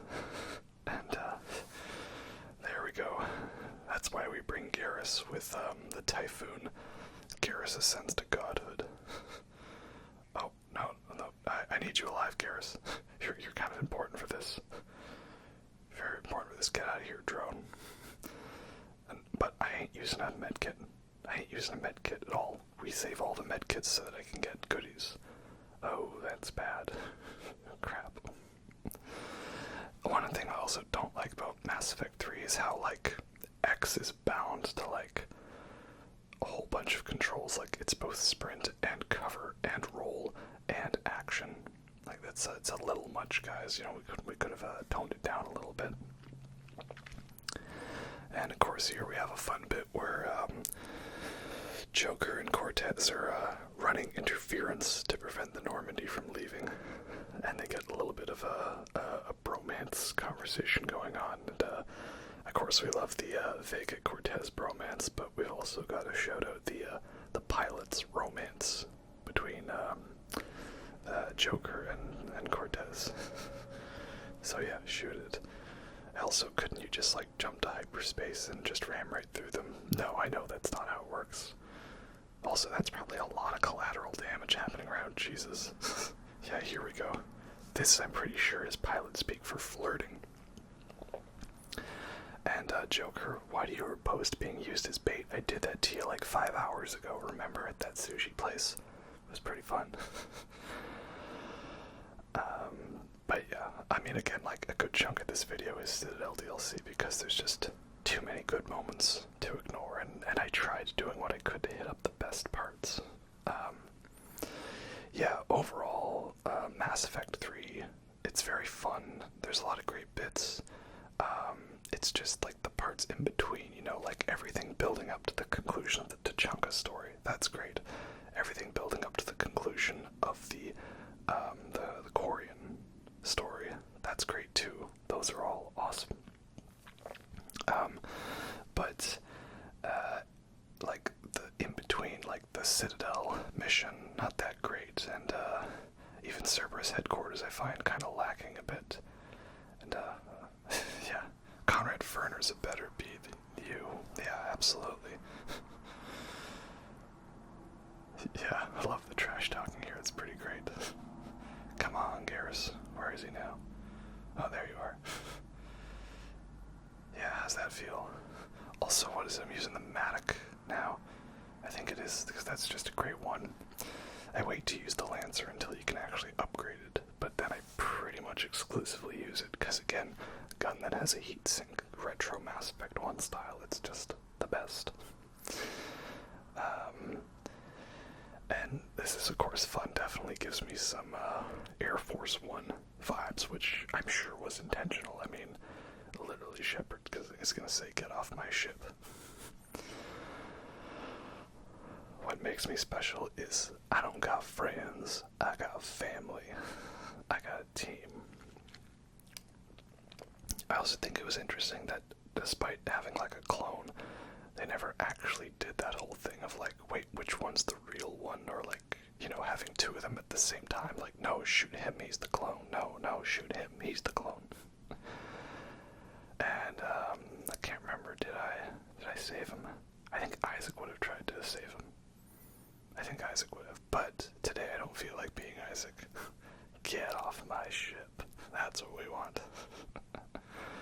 Oh no. I don't know, could he have survived that? Maybe. I mean, I survived getting spaced out the airlock, so I don't know exactly. But yeah, that's that.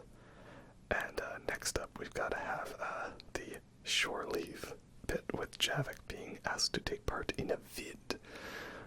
I also left out the whole Brooks getting shot because unfortunately I didn't get Garrus saying, damn, meant for that to be a warning shot. And this joke about like, get rid of the stun double. I always thought it would have been funny if the stun double was like meant to look like your Shepard, but maybe it's more funny that he looks nothing like Shepard. And this is nice. We got a nice inclusive version of the future where the council is represented by a Volus Forja and a Solarian. And again, the Citadel DLC just goes full ham, full camp, full fourth wall breaks and references. And but that's okay, you know, we need a bit of lightheartedness in between. And again, my headcanon is just that all of this is actually taking place after we went and we blew up the Reapers and we had a grand old party. But for purposes of the video, it shall be here. No, remember, line. Oh, nice, that was a nice improv cover by the Solarian guy. And I love how you can just totally take the piss out of this one.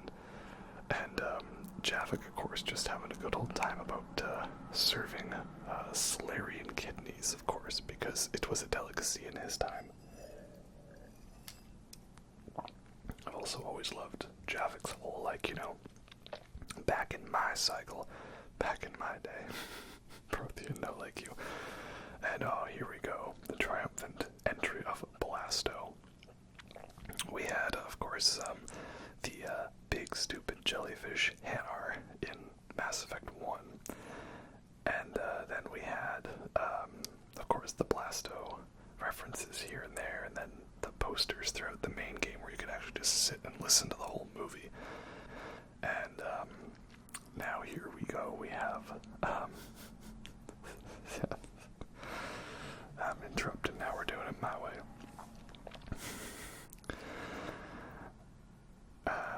Where was I? Train of thought. Yeah, so now it's funny, we actually get to meet Blasto and we get to give him the line to his face. This one does not share top billing. I love how Blasto is so proud of himself but still tries to be a whole wise old Hanar. And I also love his whole, like, tentacle, like the thing where he sort of shoves them out of the way, like, M. And Jeff, of course, with the wisdom, Prothean, no like you, it gives me the same vibes as the, like, New Hope. You know, he doesn't like you. I don't like you either. You don't even know me. And, of course, could we do it? Nah, we gotta do the line. I think you're just a big, stupid jellyfish. Gotta have that over-the-top hand gesture as well. And here's where Blasto is, like, I love it, right? Now with less recoil and faster load time. I love it, he's proud enough. And Javik, airlock, can throw it out the airlock. And also, what is it about this, Volus's accent here? It's a sovereign's half-brother sluggard, and he's looking for some payback. Like, why did he just all of a sudden go, like, kind of Irish, or is that Scottish? I'm kind of bad with distinguishing it, but you could perhaps make your decision for yourself. Sluggard's half-brother looking for some payback. Or in that Forsaken place, blood must spill.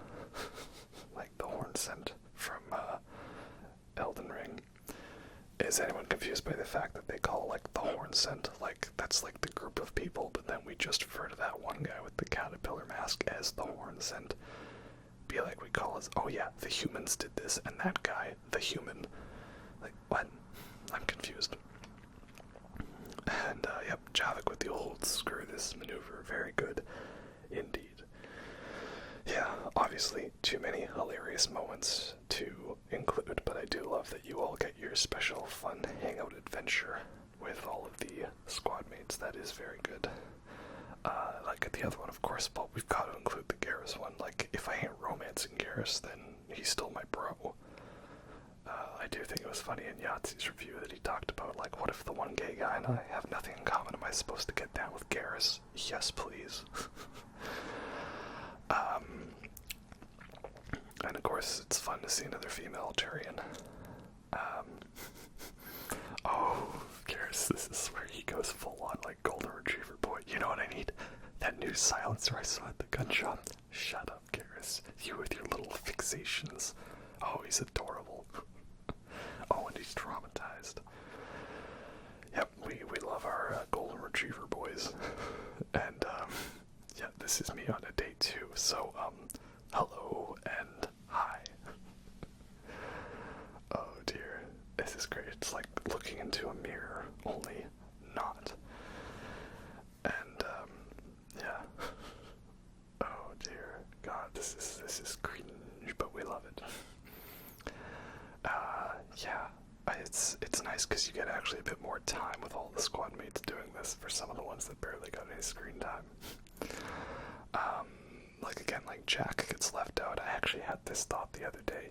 Every new squad mate introduced in Mass Effect 2, that is a squad mate that was not already one in Mass Effect 1, like Tali, Garrus, or Liara for the Shadow Broker DLC. None of them actually return for a full squad member in Mass Effect 3.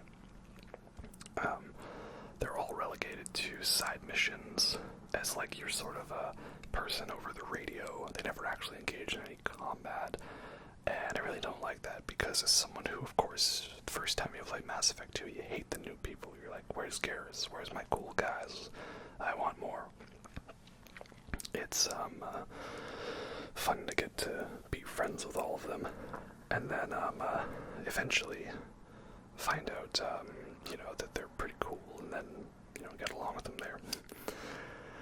And of course we have to include this bit where the officer calls us over because there was an issue regarding a certain Krogan by the name of Grunt.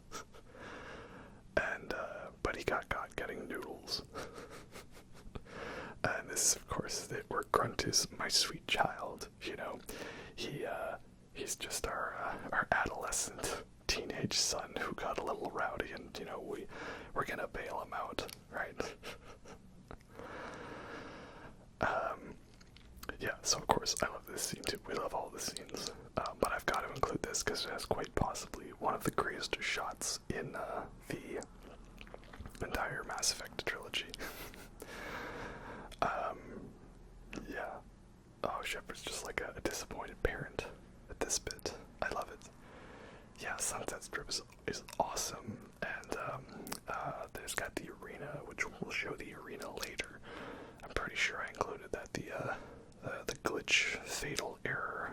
What is it called? Yeah, that's good too. But yeah, I know there's mods that include the squad mates for you to use by like importing them from the arena. But yeah, here we go. This is the shot. And it is it's hard to lower me down. It didn't work so well. Cinema, absolutely. I actually had this fun idea back when it was the Oscar nominations, right? I had this fun idea that was going to be like all of the Best Picture nominees represented by Mass Effect, and And the one that spurred it was that shot of Grunt falling, and that was going to be Anatomy of a Fall. And then I thought, oh, well, there's a bit where Admiral Hackett mentions about them being concerned about the effects of the nuclear bomb and how it might set fire to Earth's atmosphere, and that was going to be Oppenheimer. But then I never really got anywhere past that. I thought maybe Edie could have been a representation of Poor Things. But I don't know, so if you made it this far into the video and you want to comment on something specific, comment any of the Best Picture nominees for 2023 as represented by scenes from Mass Effect. I never went through with it, of course, because I think I never actually finished any project I started. It's quite a rarity, hence why there's like several months between the Mass Effect 2 and this video, but what can I say? I wanted to finish playing all of Metal Gear before Elden Ring DLC, and then Elden Ring DLC was Elden Ring DLC. And there we go, Operation Fire Cobra Claw. I thought, you know what, I'll bail him out. This one's on the house. But you might not be so lucky next time, Grunt. And how are those noodles indeed? Well, you know, they were a little spicy. I love you, Grunts. And of course, Steve Blum's. Oh, he's so precious. So here we go. We have the Fatal Error arena map. We'll present this one in full, but strap yourselves in. It's going to be a long battle. I thought I'd switch up my armor to the Cerberus, one of the special armors, because, you know, why not? It looks cool. And this is the one where I had Jack and Miranda, because you two need to get along, right? You're going to get along whether you like it or not. So yeah, this is like a super challenge mode of the arena where it's like this glitchy map and they just throw a whole bunch of tough enemies at you. And of course I got the Lancer because you don't have to worry about ammo, and that's what's great about it. And yeah, that's again, so let's see, why is the arena like the best thing ever? Well, for one, you get to unlock squad mates that you didn't have in the main game, and then have them with you for this. So you can have Jack, you can have Miranda, Grunt, you can have Grunt and Rex together. That's awesome. For two, it is a quick way to earn cash, which is good because some of those weapon upgrades get pretty expensive, and those abominations, man, I guess when they get ascended, they just go full nuclear on you. Yeah, use the meta gel, why not? So I like that. It's like fun, different levels of challenge. You can customize it, like, you know, no healing, or one-shot shields, or, you know, extra damage, things like that. Really good. It's just fun to just jump in and do a quick match. You can fight against collectors, which is cool, because the collectors, of course, are not in base game Mass Effect 3. They were added as a multiplayer enemy the multiplayer, which again, the multiplayer was great. I played so much of that on PS3. It just sucks that that was like essentially mandatory for getting the best ending. So thankfully they took that out in this one, but then at the cost of taking out the multiplayer. So that's unfortunate. And also we gotta fight against Geth more, which is fun, because the Geth, you didn't get a fight against them that much in the base game. It was like the Rannoch missions, and that's it. Other than that, it's mostly Reapers and Cerberus. And yeah, I just never was a fan of Cerberus in this game because they just became like diabolically evil. And with the Illusive Man being obviously indoctrinated, just didn't make for as much of an interesting dynamic. Because like I liked him so much in 2 because he was like this whole get the job done, do what's best for humanity, no matter what. And it was kind of like, well, I don't trust you, but I've got no choice but to trust you and work with you you sort of thing. So that was good.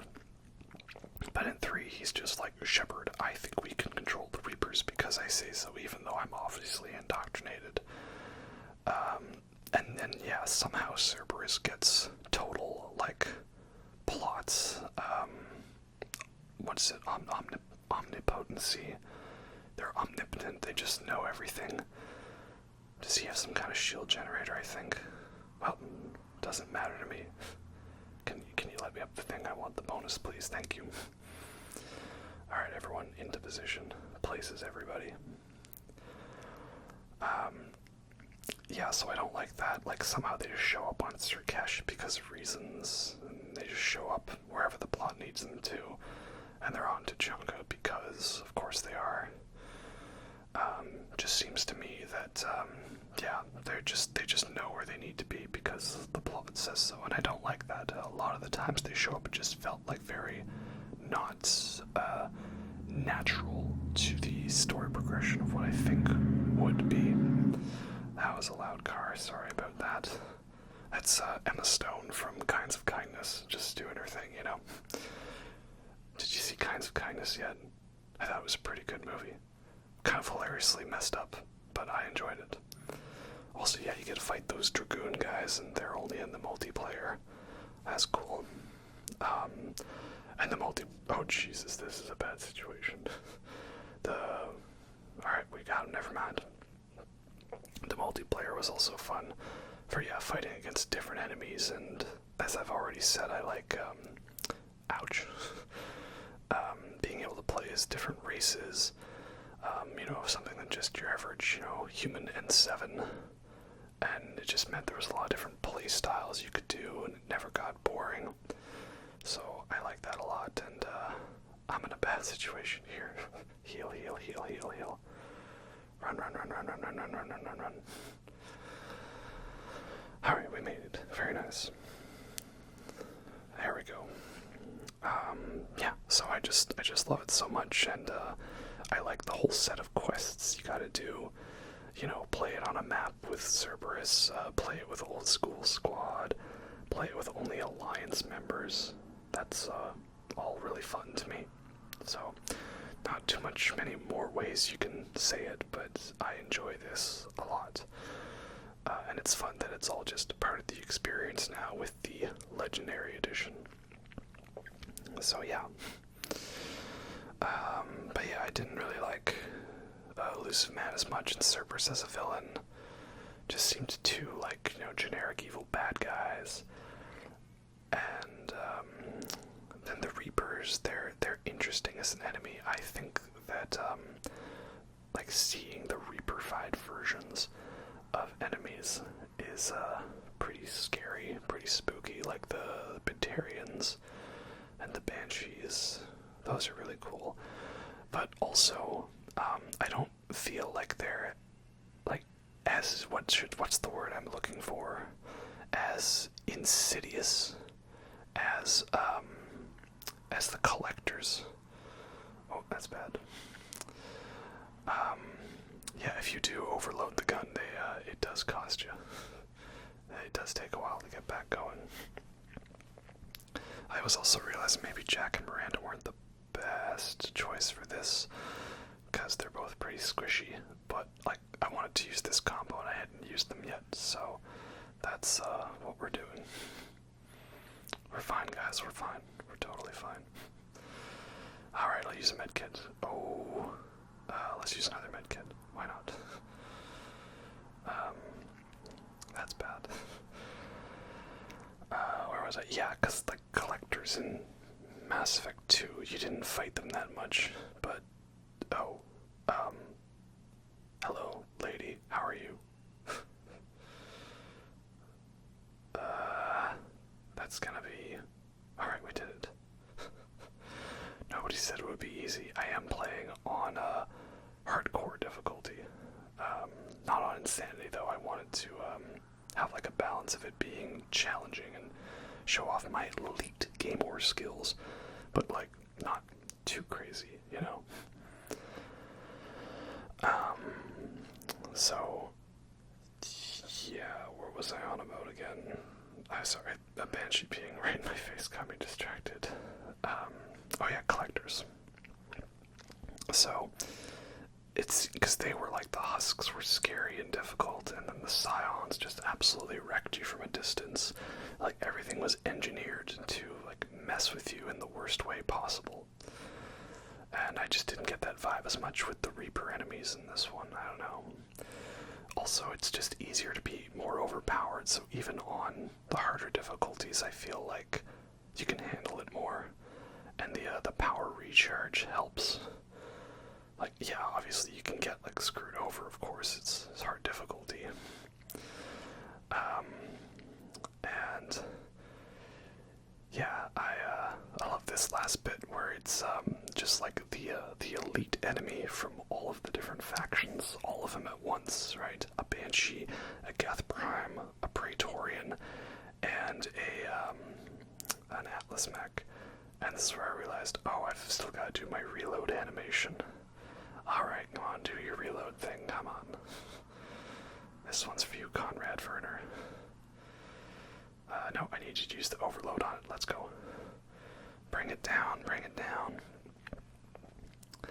Speaking of that, how about that Lord of the Rings War of the Rohirrim show? Did I talk about that already? I sometimes lose track between different days of recording what topics I talked about. Well, in any case, I'm interested and also not, because it looks like it went from a very impressive... Oh, who said you could come around that way? Oh, guys, I don't know if we're making it out of this alive. Maybe. Maybe. I can do this. This is actually tougher than the final boss, because there is no final boss. It's Marauder Shields, right?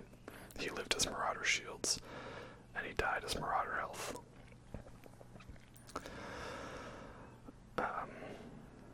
Yeah, so, there's that. Genius.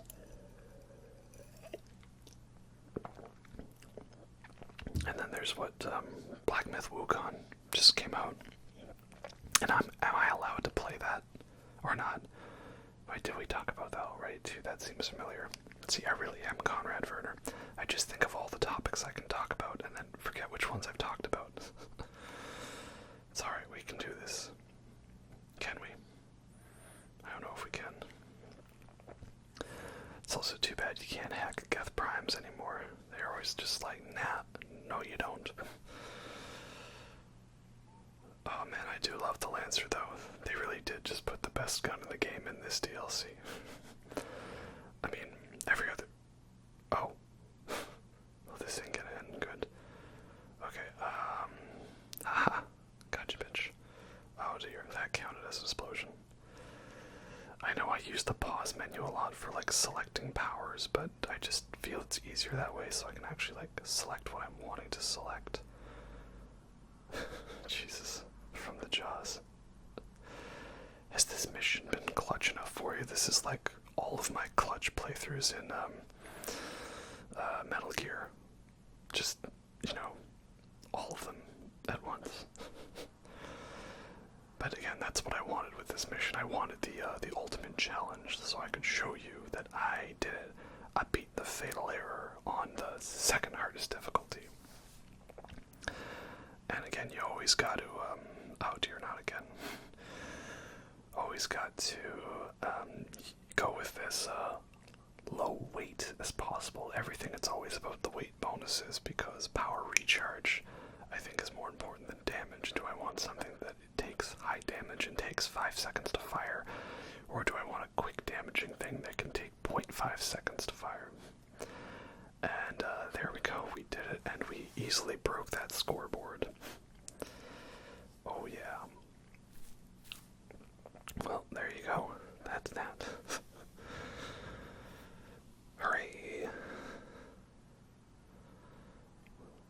I think I was doing the Terminator theme there. Da-da, dun, da-da. Okay, so now far into the future, we have the Cerberus Headquarters mission, which again, I'm not super into, because you have to bring Edie, and again, she's a good character. I just don't like her so much for combat. I don't find her particularly useful. You know, I want James, actually. I warmed up to James a bit, though, in this. Again, still not my favorite, probably my least favorite of the squad mates in 3.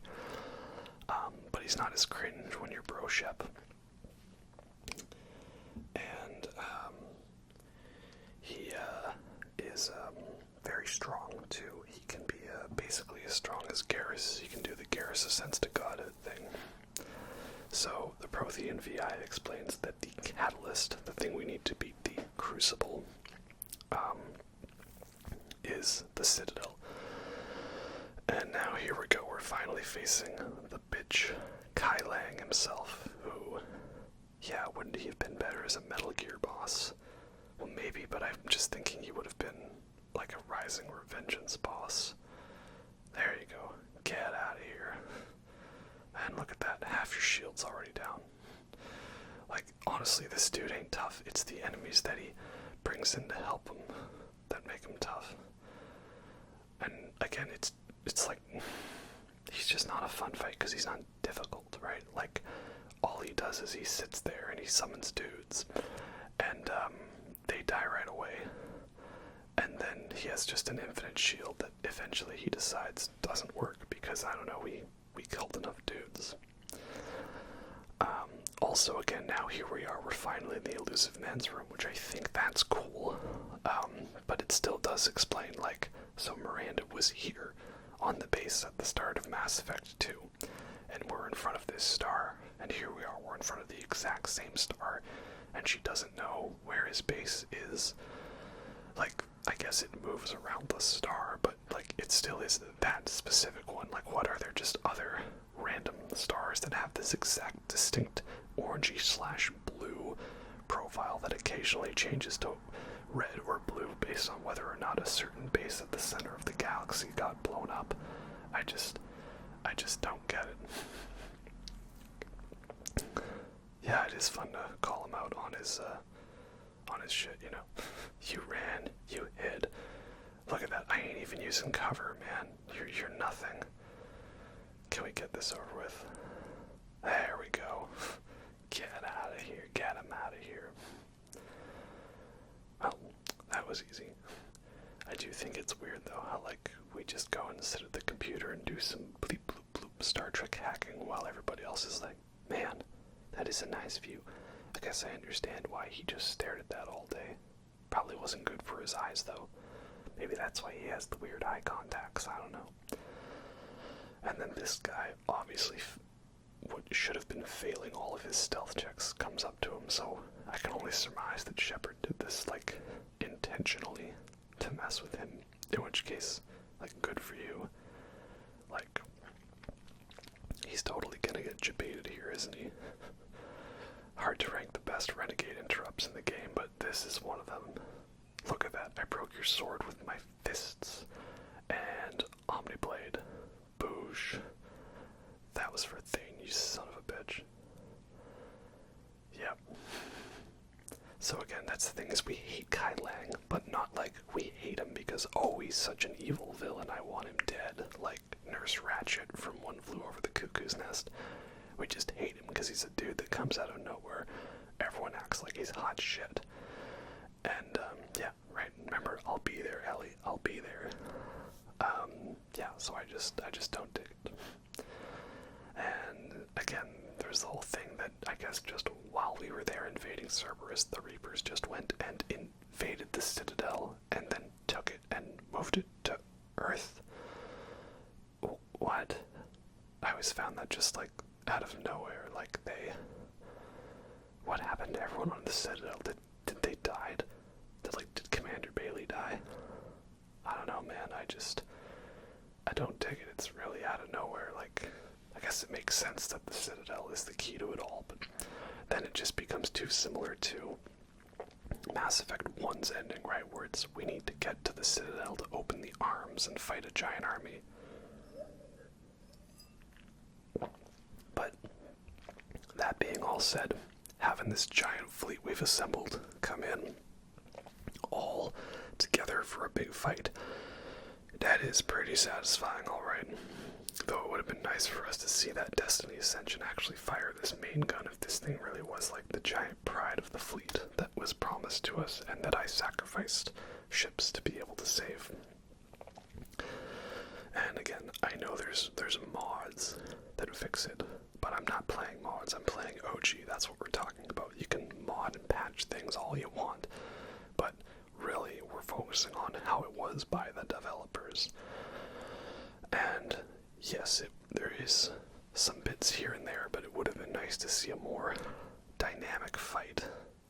There's little changes, like some ships get exploded up more than others. So yeah, it is a giant epic fleet, and Admiral Hackett gives such an awesome speech at the beginning, because it's just Lance Henriksen giving big speeches, and that guy can just talk about anything that it'll sound awesome, because I'm Lance Henriksen, Admiral Hackett here. Never before have so many of us fought together. And yeah, the big battle, it all comes down to this. That is the thing, like, it is well built up, this finale. You'll notice, though, I did skip over, like, Sanctuary and stuff, because I don't really like that.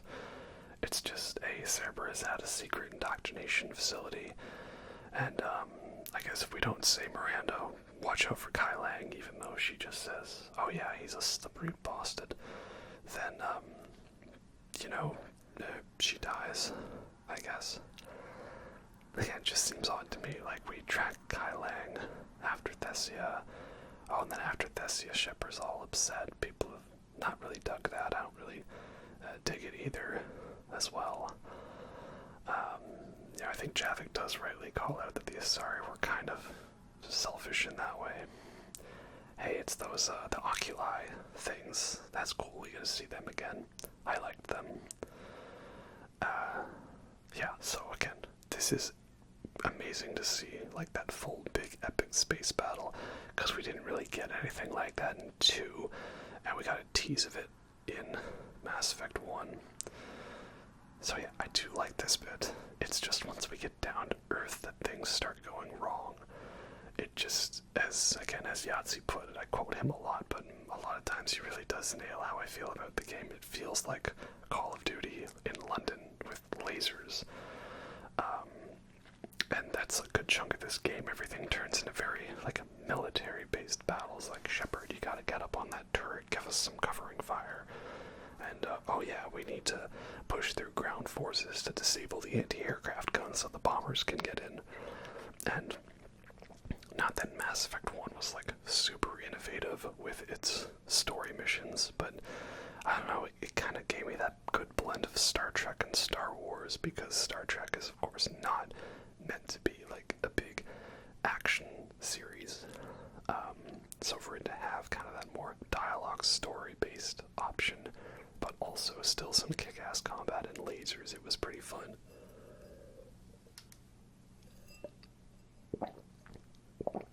And, oh, come on, Joker, we can shake hands. But not too hard, you got brittle bone disease. Again, I know I probably left out many people's favorite moments, but ultimately, I did what I did, and it went a little differently for filming this video. Oh yeah, there we go. Because I went into Mass Effect 1 and 2 videos, like, filming everything.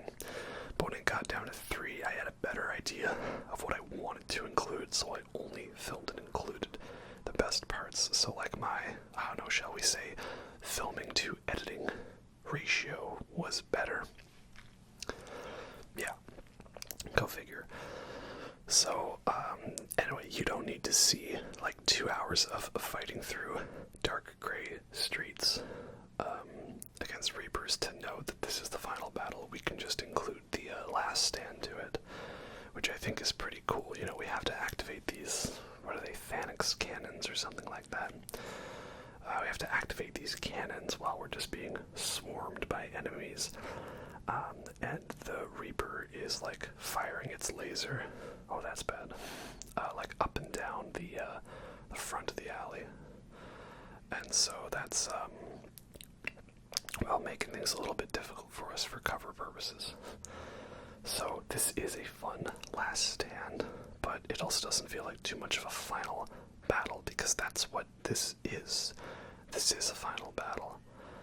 I'm also realizing, did I cut the Tali karaoke? I might have. I guess because at this point you don't need to see that, like, yeah, I romanced Tali, and she was cute, and she was awesome, and we love her. Okay, that's it, we're ready. Now, this is the part where I kind of wish I was an infiltrator, so I could just do the oh screw this maneuver, and nope, spamming my medkits. I won't need them anymore. Wait, where do you fire this thing? Oh, is it over here? No. Oh, is it over there? Out of my way. This one's for you, Thane and Legion and Mordin. Oh, I guess we're chill now. Yeah, so that was it. That was the final battle. Bit disappointing if you ask, especially when the mission on was it Grissom Academy was more difficult. Also, Grissom Academy, remember when David Archer shows up there and he says, I've been counting the minutes you've added to my life. That was a real kick in the punch in the gut, wasn't it now? Yeah. Again, I don't really know what kind of a final battle there would have been. I think the original idea was to have a battle against like a reproofied Illusive Man, but then they realized that was too similar to the end of Mass Effect 1, and they would be right in that regard, so I'm glad they didn't do that. But also the whole thing is basically Mass Effect 1. We have to get to a beam to get to the Citadel to open the arms, and like that's the game. And here we have it, there's this beam. Though I do wonder what actually is the point of this beam. Like there's a bunch of dead keepers and a bunch of dead bodies, and they're just all showing up at this bottom area of it. And Harbinger doesn't talk at all, and I'm guessing that's, I heard it was his voice actor was unavailable, so they just didn't bother. And then we have this bit where I really don't like the pacing and editing of it, because the whole rundown to the beam thing is cool. Even if you're actually in no danger, you can literally just walk your ass down there lollygagging.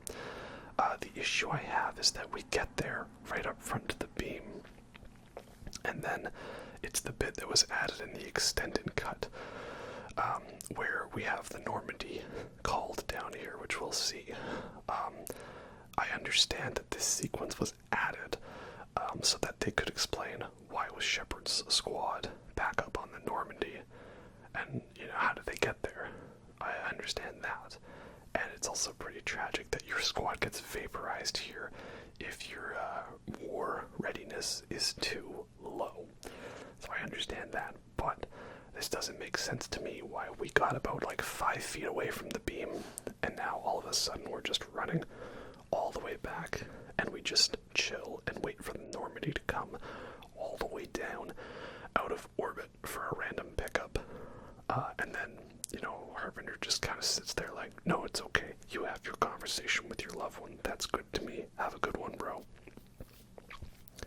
Also, had to go with Garrus and Tali for the final squad. I mean, the two OGs that stuck with you the most, right? And we gotta have our emotional goodbye to Tali. I've actually never seen what this scene would be like if you weren't romancing someone, though. I don't know.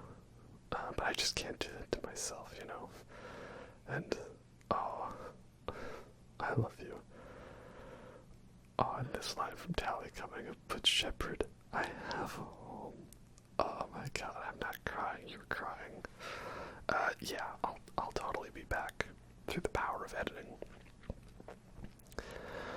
So yeah, what I would have done is kept these two sequences but changed the order. I would have had like the first beam from Harbinger like knocking the ship over, and then the squad getting injured.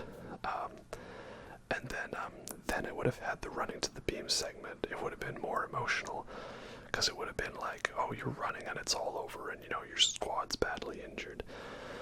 But here it just feels kind of random and out of place. It's like we literally end up back in the same spot. And I guess guess Harbinger was like so OP that he just managed to shoot everyone. Like literally nobody made it because he was too powerful. And then he just kind of floats off like, oh shoot man, I left the oven on, I gotta get out of here, right? And of course this is now the beginning of the, what people claim is the indoctrination theory. Now I don't believe in that. I think that's just grasping at straws. There's some interesting ideas there, but ultimately I think it is just people assuming that bad writing and bad design was actually secretly genius, you know? It's, you see, in any other game, this would have been just a flaw that someone forgot to do, but because it's done here, it's actually intentional, because everyone is somehow secretly Stanley Kubrick levels of genius. And here we go, the real final boss, right? Marauder Shields and the 3 Husketeers.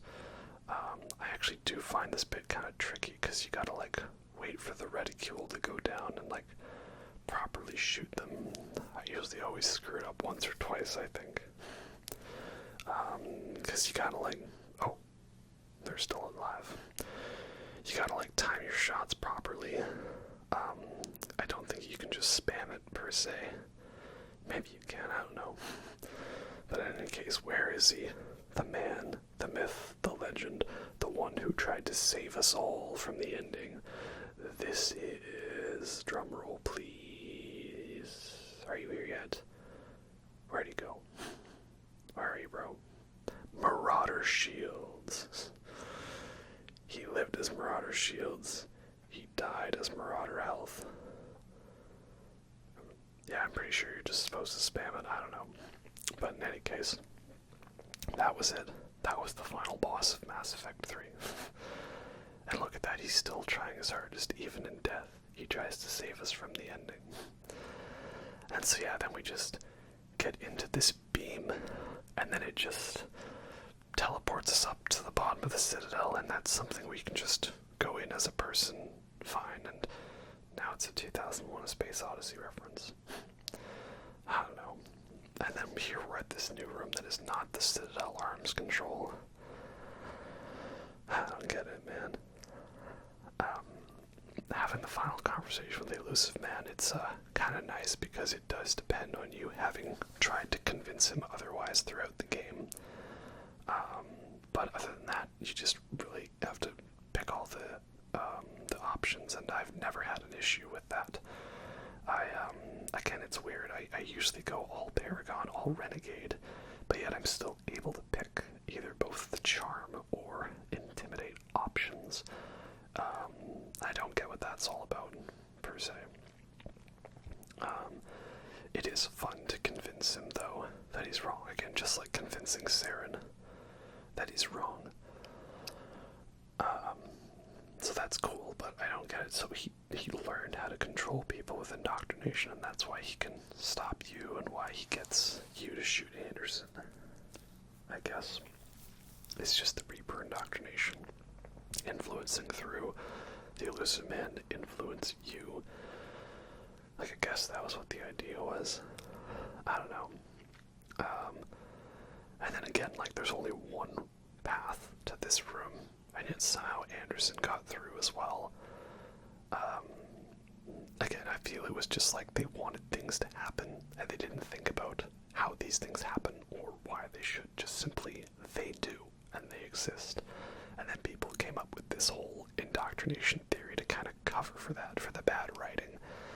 Like, I don't know. I don't believe it. But is it still satisfying to finally claim victory over him? Yes, it is. So, no, you didn't try hard enough. You know what to do, my man. This one's for you, Ozzy Osbourne, right? Hurry! We did it. Problem solved, series over. Except not. Oh, we're getting to it, man. The, big ending, alright. Yeah, oh, we're getting here. Wait till we see that little star child bitch. But first, we have a nice moment with Anderson. We open the Citadel arms, and we get one hell of a view. And, oh man, like, acting between everyone here is so good. Again, and I've already raved about Keith David and all the other ones, and he's great. But, oh yeah, he's spectacular here, you know, he's basically our father figure, mentor, character throughout. I also do realize, I think I said it before, I picked the wrong background for Isaac. I should have picked the one where the parents were dead, because I didn't know when Dead Space Remake came out that they were going to make that a plot point, but it was pretty cool how they tied that together. That was a very cleverly written remake. I should probably play it again at some point. Yeah, so the final battle is just kind of disappointing, because it's just average missions. There's not really any sort of hint of that the army you had made a difference. The mission almost basically plays the same except for NPC interactions, like whether you're interacting with Reeve or with Rex. That bit where you get to say goodbye to everybody, have a couple messages here is nice. Yeah, ultimately a very disappointing final mission. And then, yeah, I mean, there was the happy ending mod. I know how it should have been, but again, we're going with OG game, and that is not how it happened. So, yeah, we're gonna get to him soon enough. The one responsible for it all, the Star Child. And again, the thing is, I'm not asking that every game has to have a happy ending, but, like, a little bit more variety, I think, would have been nice. So, yeah, here we go. The most infamously infamous bad ending in video game history. Oh, yeah. So, I'm not gonna come at you with some hot take that I love Mass Effect 3's ending. No, I do not. And it is very frustrating indeed. So, why do we not like it? Okay, what's the main reason for it? Well, this Starchild guy, for the most part, he does come right out of nowhere. And it's not really hinted at or foreshadowed too much. The Leviathan DLC does help some of that. And it sucks that when it gets down to it, it's this kid. Like, what's with the kid? Why is it the kid from Mass Effect 3's intro? And why is it that he's always in our dreams? Again, that's why people think this indoctrination theory thing, which I still fully don't buy into. But, yeah. And it's especially annoying when it gets down to it that the whole thing is this, yeah, yo doc, I heard you don't want to get killed by synthetics. So I made synthetics to kill you so that you don't get killed by synthetics, right? Yeah, it's just this, like, this bratty little kid. And he's all just like, no, you can't listen to me. Okay, I have to do my cycle thing because it's literally the only answer and there's no other way. I mean, I like the visuals of it. Visually, this place looks pretty cool with the battle going on.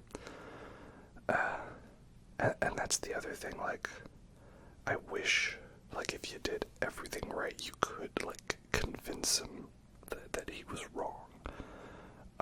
But as it is, it's basically just like, he shows up, gives an exposition dump, says, this is the way it is, and you just have to be like, okay, I believe you. And, you know, you can't just be like, bro, look at all this divide that I've helped solve, and the galaxy that I brought together. And in the end, he's just like, I don't know, I guess we could do things a certain way. So, I don't like that. And then the endings, your options are control the Reapers, which just seems weird to me that the whole Illusive Man was right, you know? It's strange, I don't really like it.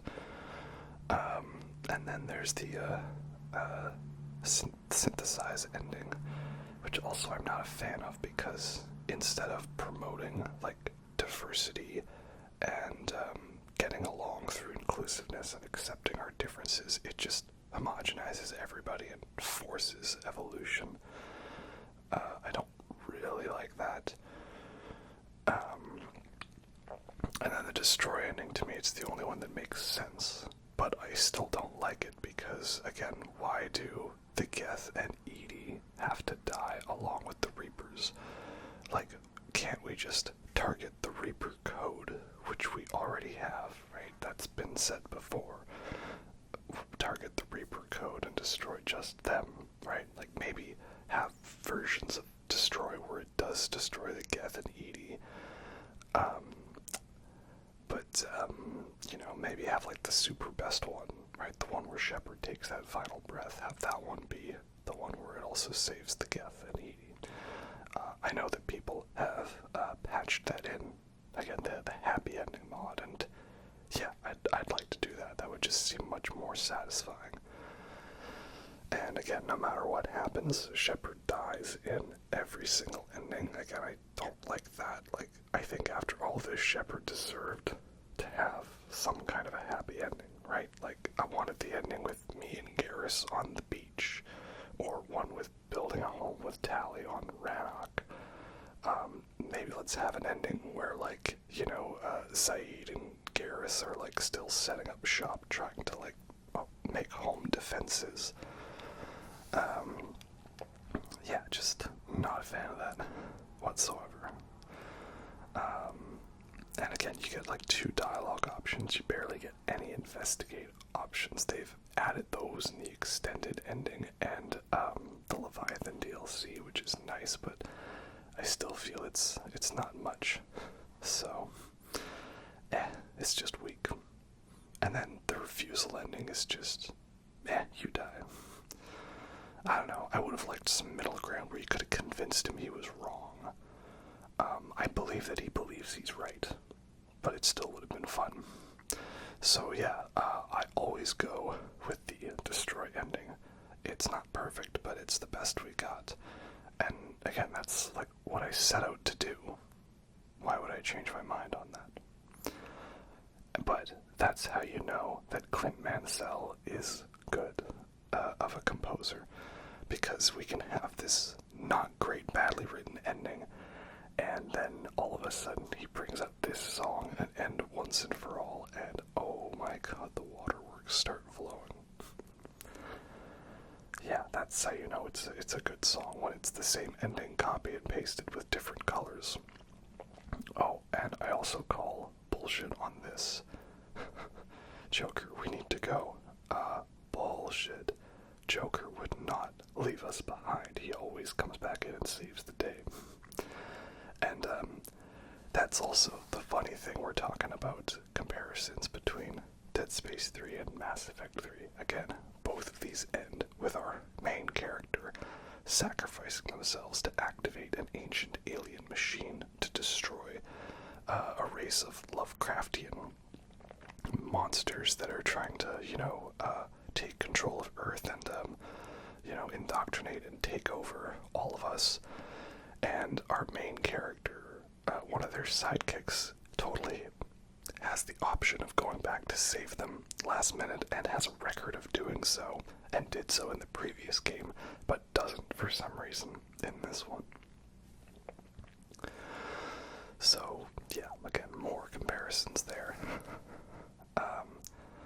But also, yeah, I'll be damned if some of these cinematics don't look really cool, and just how the bleakness and hopelessness of it all, and this track playing, and the light coming in and taking down the Reapers.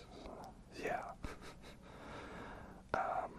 And again, there are some variations to it, like if your Crucible is heavily damaged, this blast just vaporizes everybody, or really kills a lot of them. But if it's an intact Crucible, it manages to just take down the Reapers. So yeah, I like that a lot. But again, also these cutscenes are just all Human Alliance soldiers fighting Reapers. No Geth-Turians, Quarians, Krogan. And where were my Rachni scientists, right? They hyped that up throughout 3 games. Oh man, the Rachni Queen is a big decision, and ultimately it amounts to a little extra tick or less of numbers on your war assets. So yeah. And again, yeah, I'll be damned if this doesn't look great. That's for sure. So yeah, I don't like the ending, but also it does get me in the feels every time. So no, I do not hate Mass Effect 3. It's just got a lot more flaws in it that I have to overlook. But again, when this game is striving for those emotional moments, it really does hit them so well. And again, it was something that was corrected in the extended edition, but yeah, like if all the relays are destroyed, everyone just stranded on Earth, right? They'll just have to use regular FTL to get anywhere, so it'll take them like 4 years to get to the nearest star. This is also fun. It like gives me like a big, more emotional version of the ending of Return of the Jedi, seeing the celebration around the galaxy. That's pretty awesome. Also, there was that whole cut dark energy plot that was foreshadowed with Haestrom in Mass Effect 2. That would have been cool to see, but I don't know, I guess that was too complex of a thing for gamers. We needed something simple. And man, this ending gets me the chills every time, because again, just Clint Mansell is so awesome with the score, and just seeing Joker being a badass, and it's that rising tone of the engines, and come on, a spaceship outrunning a giant explosion is never gonna be not the most badass thing ever. Like, I just think this is so cool. I'm just like, yeah, Joker, you go for it, man. You're a badass. Save the day. We can do it. Oh yeah, you know that was awesome. Damn. So, yeah. Then we have this, there's this odd bit that we're, like, we crash landed on this planet, and it's so crazy for me to believe that, like, this was the original ending. Because I never played just vanilla ending Mass Effect 3, because even on the PS3 trilogy, the one DLC Mass Effect 3 came with was just a link saying, hey guys, make sure you go download the extended ending, because we know how much we done goofed on that one. So I did. But it's crazy to me that, like, the original ending was just simply, and then the Normandy crashed on a planet, and then we sort of popped out, and, you know, maybe sometimes crew members walk out whether or not they survived the crash. But it was just kind of weird, like, it was giving some kind of, like, Adam and Eve vibes, like what, like, they're gonna, like, repopulate this planet because they're stuck here. Now, like, it doesn't even show the Normandy flying off. Later it does, but I'm saying in the original, so yeah, it's not very good at all. But again, there are a lot of problems with Mass Effect 3 before we get to the ending, right? But, oh well, that's how it is. Also, why is it always Javik that walks out as my second guy? It's always my love interest, or Javik. I don't know. But, yeah, that was vanilla Mass Effect 3. Now, of course, we have to get to the extended ending. We can't forget about that.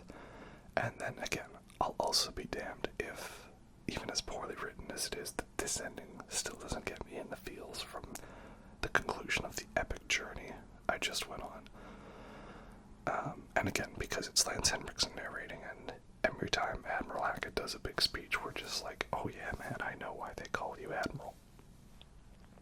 And also the music is great too. You know, it's definitely this, we won, but at what cost sort of thing. But I do like the idea that perhaps if we did take all of our genius and understanding and we pooled our resources and worked together, that we could fix the relays and we could build them ourselves. And again, maybe if it was like a fully animated cutscene, that'd be nice, but hey, we got some nice slides to see what happened. You know, Miranda and Jacob went and did their thing. And Jack was with her students. Samara was chilling on the one planet with her daughter. Not Billie Eilish, the other daughter. Kasumi's just chilling. Saeed stole my ending because he got to hang out on the beach. And, yeah, they went back to Chanka, and they're repopulating. That's great. I mean, again, some people say that this is bad for, make of that what you will. I think it's good. Yeah, again, that's what I just love the narration here. It wasn't all about one, it was about all of us together, and that's ultimately the message of Mass Effect, is like overcoming prejudice and misunderstanding and working together. It's such a basic thing, but that's how it is. Again, that's why everybody starts off as a space racist in Mass Effect 1, and they learn to not be that way. And yeah, we rebuilt the Citadel, we rebuilt the Mass Effect relays, and I just love that so much.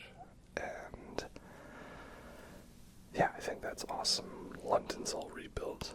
That's cool. I think it would have been fun if it was a Vancouver ending, though, and they made it, like, super accurate the way, like, Last of Us Part 2 did Seattle. That was fun. And, oh god, the montage of all of our Legion, Thane, Mordin. Oh, again, here come the waterworks again. Though, again, I don't count this whole ending as, like, Shepard's alive, because it's like, he takes one breath, cut to credits, and it's not like Dead Space 3 where we have a whole DLC. That's another connection as well, as both Mass Effect 3 and Dead Space 3 had their endings sold separately as DLC, the real ending. And they both have a post-credit scene where the character takes one breath and we're like, oh, did they die? I don't know. So yeah, there's been mods where they like add characters to this scene to make it as if it's Shepard still alive. And again, it's still not perfect, obviously, because Shepard just sort of stands there and doesn't say anything. But oh, Tali, my girl. I'm not crying, you're crying. Kaden, my boy. James, I still like you at combat, even if you're the greatest character. But that's very nice that they're like, no, he ain't really gone. And again, no, he's not, but like, what's the whole deal with the one breath thing? Like, just really don't like that all. It's a cop-out. It's like he's dead, but he's not, but he isn't. But you won't get anything out of that. So, I don't like that. But again, still that music resolve at the end, and the Normandy flying off. That's nice. I like that. Though I don't want to know what happened in the Control ending, like Shepard's alive, but can they like talk through the Reapers? I don't know. So yeah, here we go. Take your one last breath, Shepard. And again, the idea with the indoctrination theory ending is that, oh yeah, the whole ending was in your head, so that when Shepard took one breath, really they were awake back on Earth. Like, okay, but then it was the middle of the final battle. Like, what happened then? I don't know. Anyway, that was Mass Effect 3. Also, I don't really like the end credits song as much. It's by Fonz, who also did M4 Part 2. But that had an epic cinematic feel to it. Mass Effect 2's ending made you feel like a badass with the suicide mission theme. And then this ending is just kind of like, hey guys, that's it, time to go home. Like, it doesn't really have that, like, epic ending to it, or emotional ending. So I don't really dig it. But, oh well, that's how it is. However, if you've been paying attention, you should know that there is one more thing we cut out, and it's the true way to play the ending to the game. That is, you load back your save from before the final battle, and you go do the Citadel Party. And again, this is a case where I do not have the time to show everything. Because if you want the Citadel DLC experience, you have to play the entire party and do it twice. Because there's just so many great moments here. Everyone just gets to be fun. We get all of our squad mates interacting with each other. There's fourth wall jokes, in jokes. You get your love interest to be flirty with you. We love Trunk Tali. Trunk Tali was already great, Tequila Salai. Emergency induction port. And, Fawn is one who has weak bladder, which is, very appropriate right now. Oh, she's so adorable. Yeah, so that's how I always play Mass Effect 3, is you finish the credits, you load up your save from the party, and you play that, and that is the real ending to it, you know? That's also the other thing that sucks after Mass Effect 2 let us have a post-game experience, and even had dialogue changing around because of that. Sucks that Mass Effect 3 didn't have that as an option, right? And, oh, is someone in there? Hello? I can hear something going on in there. Oh no, we've got to deal with the drunk girlfriend. Oh no, girl. This is adorable. Not me too, under the suit. Oh, I love it. If I wanted to be real, I'd have to show you every interaction with every character based on every romance, and we can't. So, you know, you just have to play it for yourself if you haven't. Or if you've already played it, you know how great it is. So drop your favorite Citadel DLC party moments in the comments if you made it through the whole video. And, yeah, that sounds pretty badass. Naked woman holding a sword, mouth thresher maw, eye of a skull, like, that's great. I want one of those. Yes, I did think it is, and Jack's great too. We like her. She's not much in the game. I think I like Jack better in Mass Effect 3 because she's still that, like, you know, that bitchiness. But less tsundere. Like, I don't like how in Mass Effect 2, no matter what, Jack gets pissed at you, no matter what you do. So I like how in 3 it's just like, yeah, she's pissed at you for trusting Cerberus. Don't trust Cerberus, idiot. But, she still, you know, is nice, and she's got that you know, what's the phrase I'm thinking of, like, mother bear protecting the cubs vibe. It's a good look for her. I like that. Jack's cool. And, yeah, we have Drunk Tali here, and, you know, the other way you can also get Drunk Grunt, which is adorable. Like, and our can't wear sweaters, and water clowns hiding. Some of Tali's lines, though, made me kind of go like, Jesus, like, they put that in the game. Those are just my hips. Oh, okay, so they're acknowledging it, like, yeah, do we see Tali's dance moves, you know, them making fun of Shepard's dance. Go over the optics, yeah, classic line. Oh yeah, very good. Oh, Jesus, can I put this on YouTube? This is starting to get a little spicy, if you know what I mean. Also, I cut out the karaoke scene with her, but, you know, that was good. Oh, here we go. Yeah, I cut together both parties. We've got, you know, chill party and rowdy party. But, of course, we gotta include the dance bit. Everyone making fun of the classic Shepard shuffle. Which is funny because, like, half of the characters here are only doing the Shepard shuffle. I don't know about Tali, though. She's really giving it, that's for sure. And, oh, Garrus. It's funny as well because, I love it if you're dating Garrus because he's all like, hey, that's my girlfriend. Who am I kidding? Yeah. What a bunch of dorks and nerds. So yeah, again, we don't have time to do every single moment, but there's so many great interactions. So here we go, we have our nice big group photo to end it all off. And it's so fun to have everybody here. Though, again, it sucks we don't get Legion here, or Mordin, even if he's alive. It would have been fun to have everybody. Here we go. Normandy. Yay. There we go. That's very nice, you know. Everyone looks cool.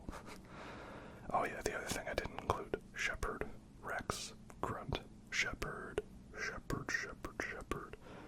Rex, Shepard.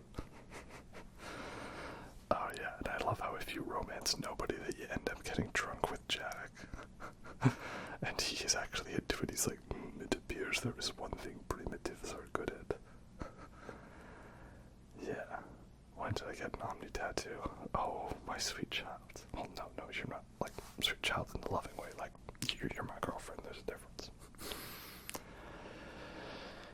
So we're getting ready to wrap things up. Then we have the last bit here, the real ending of Mass Effect 3.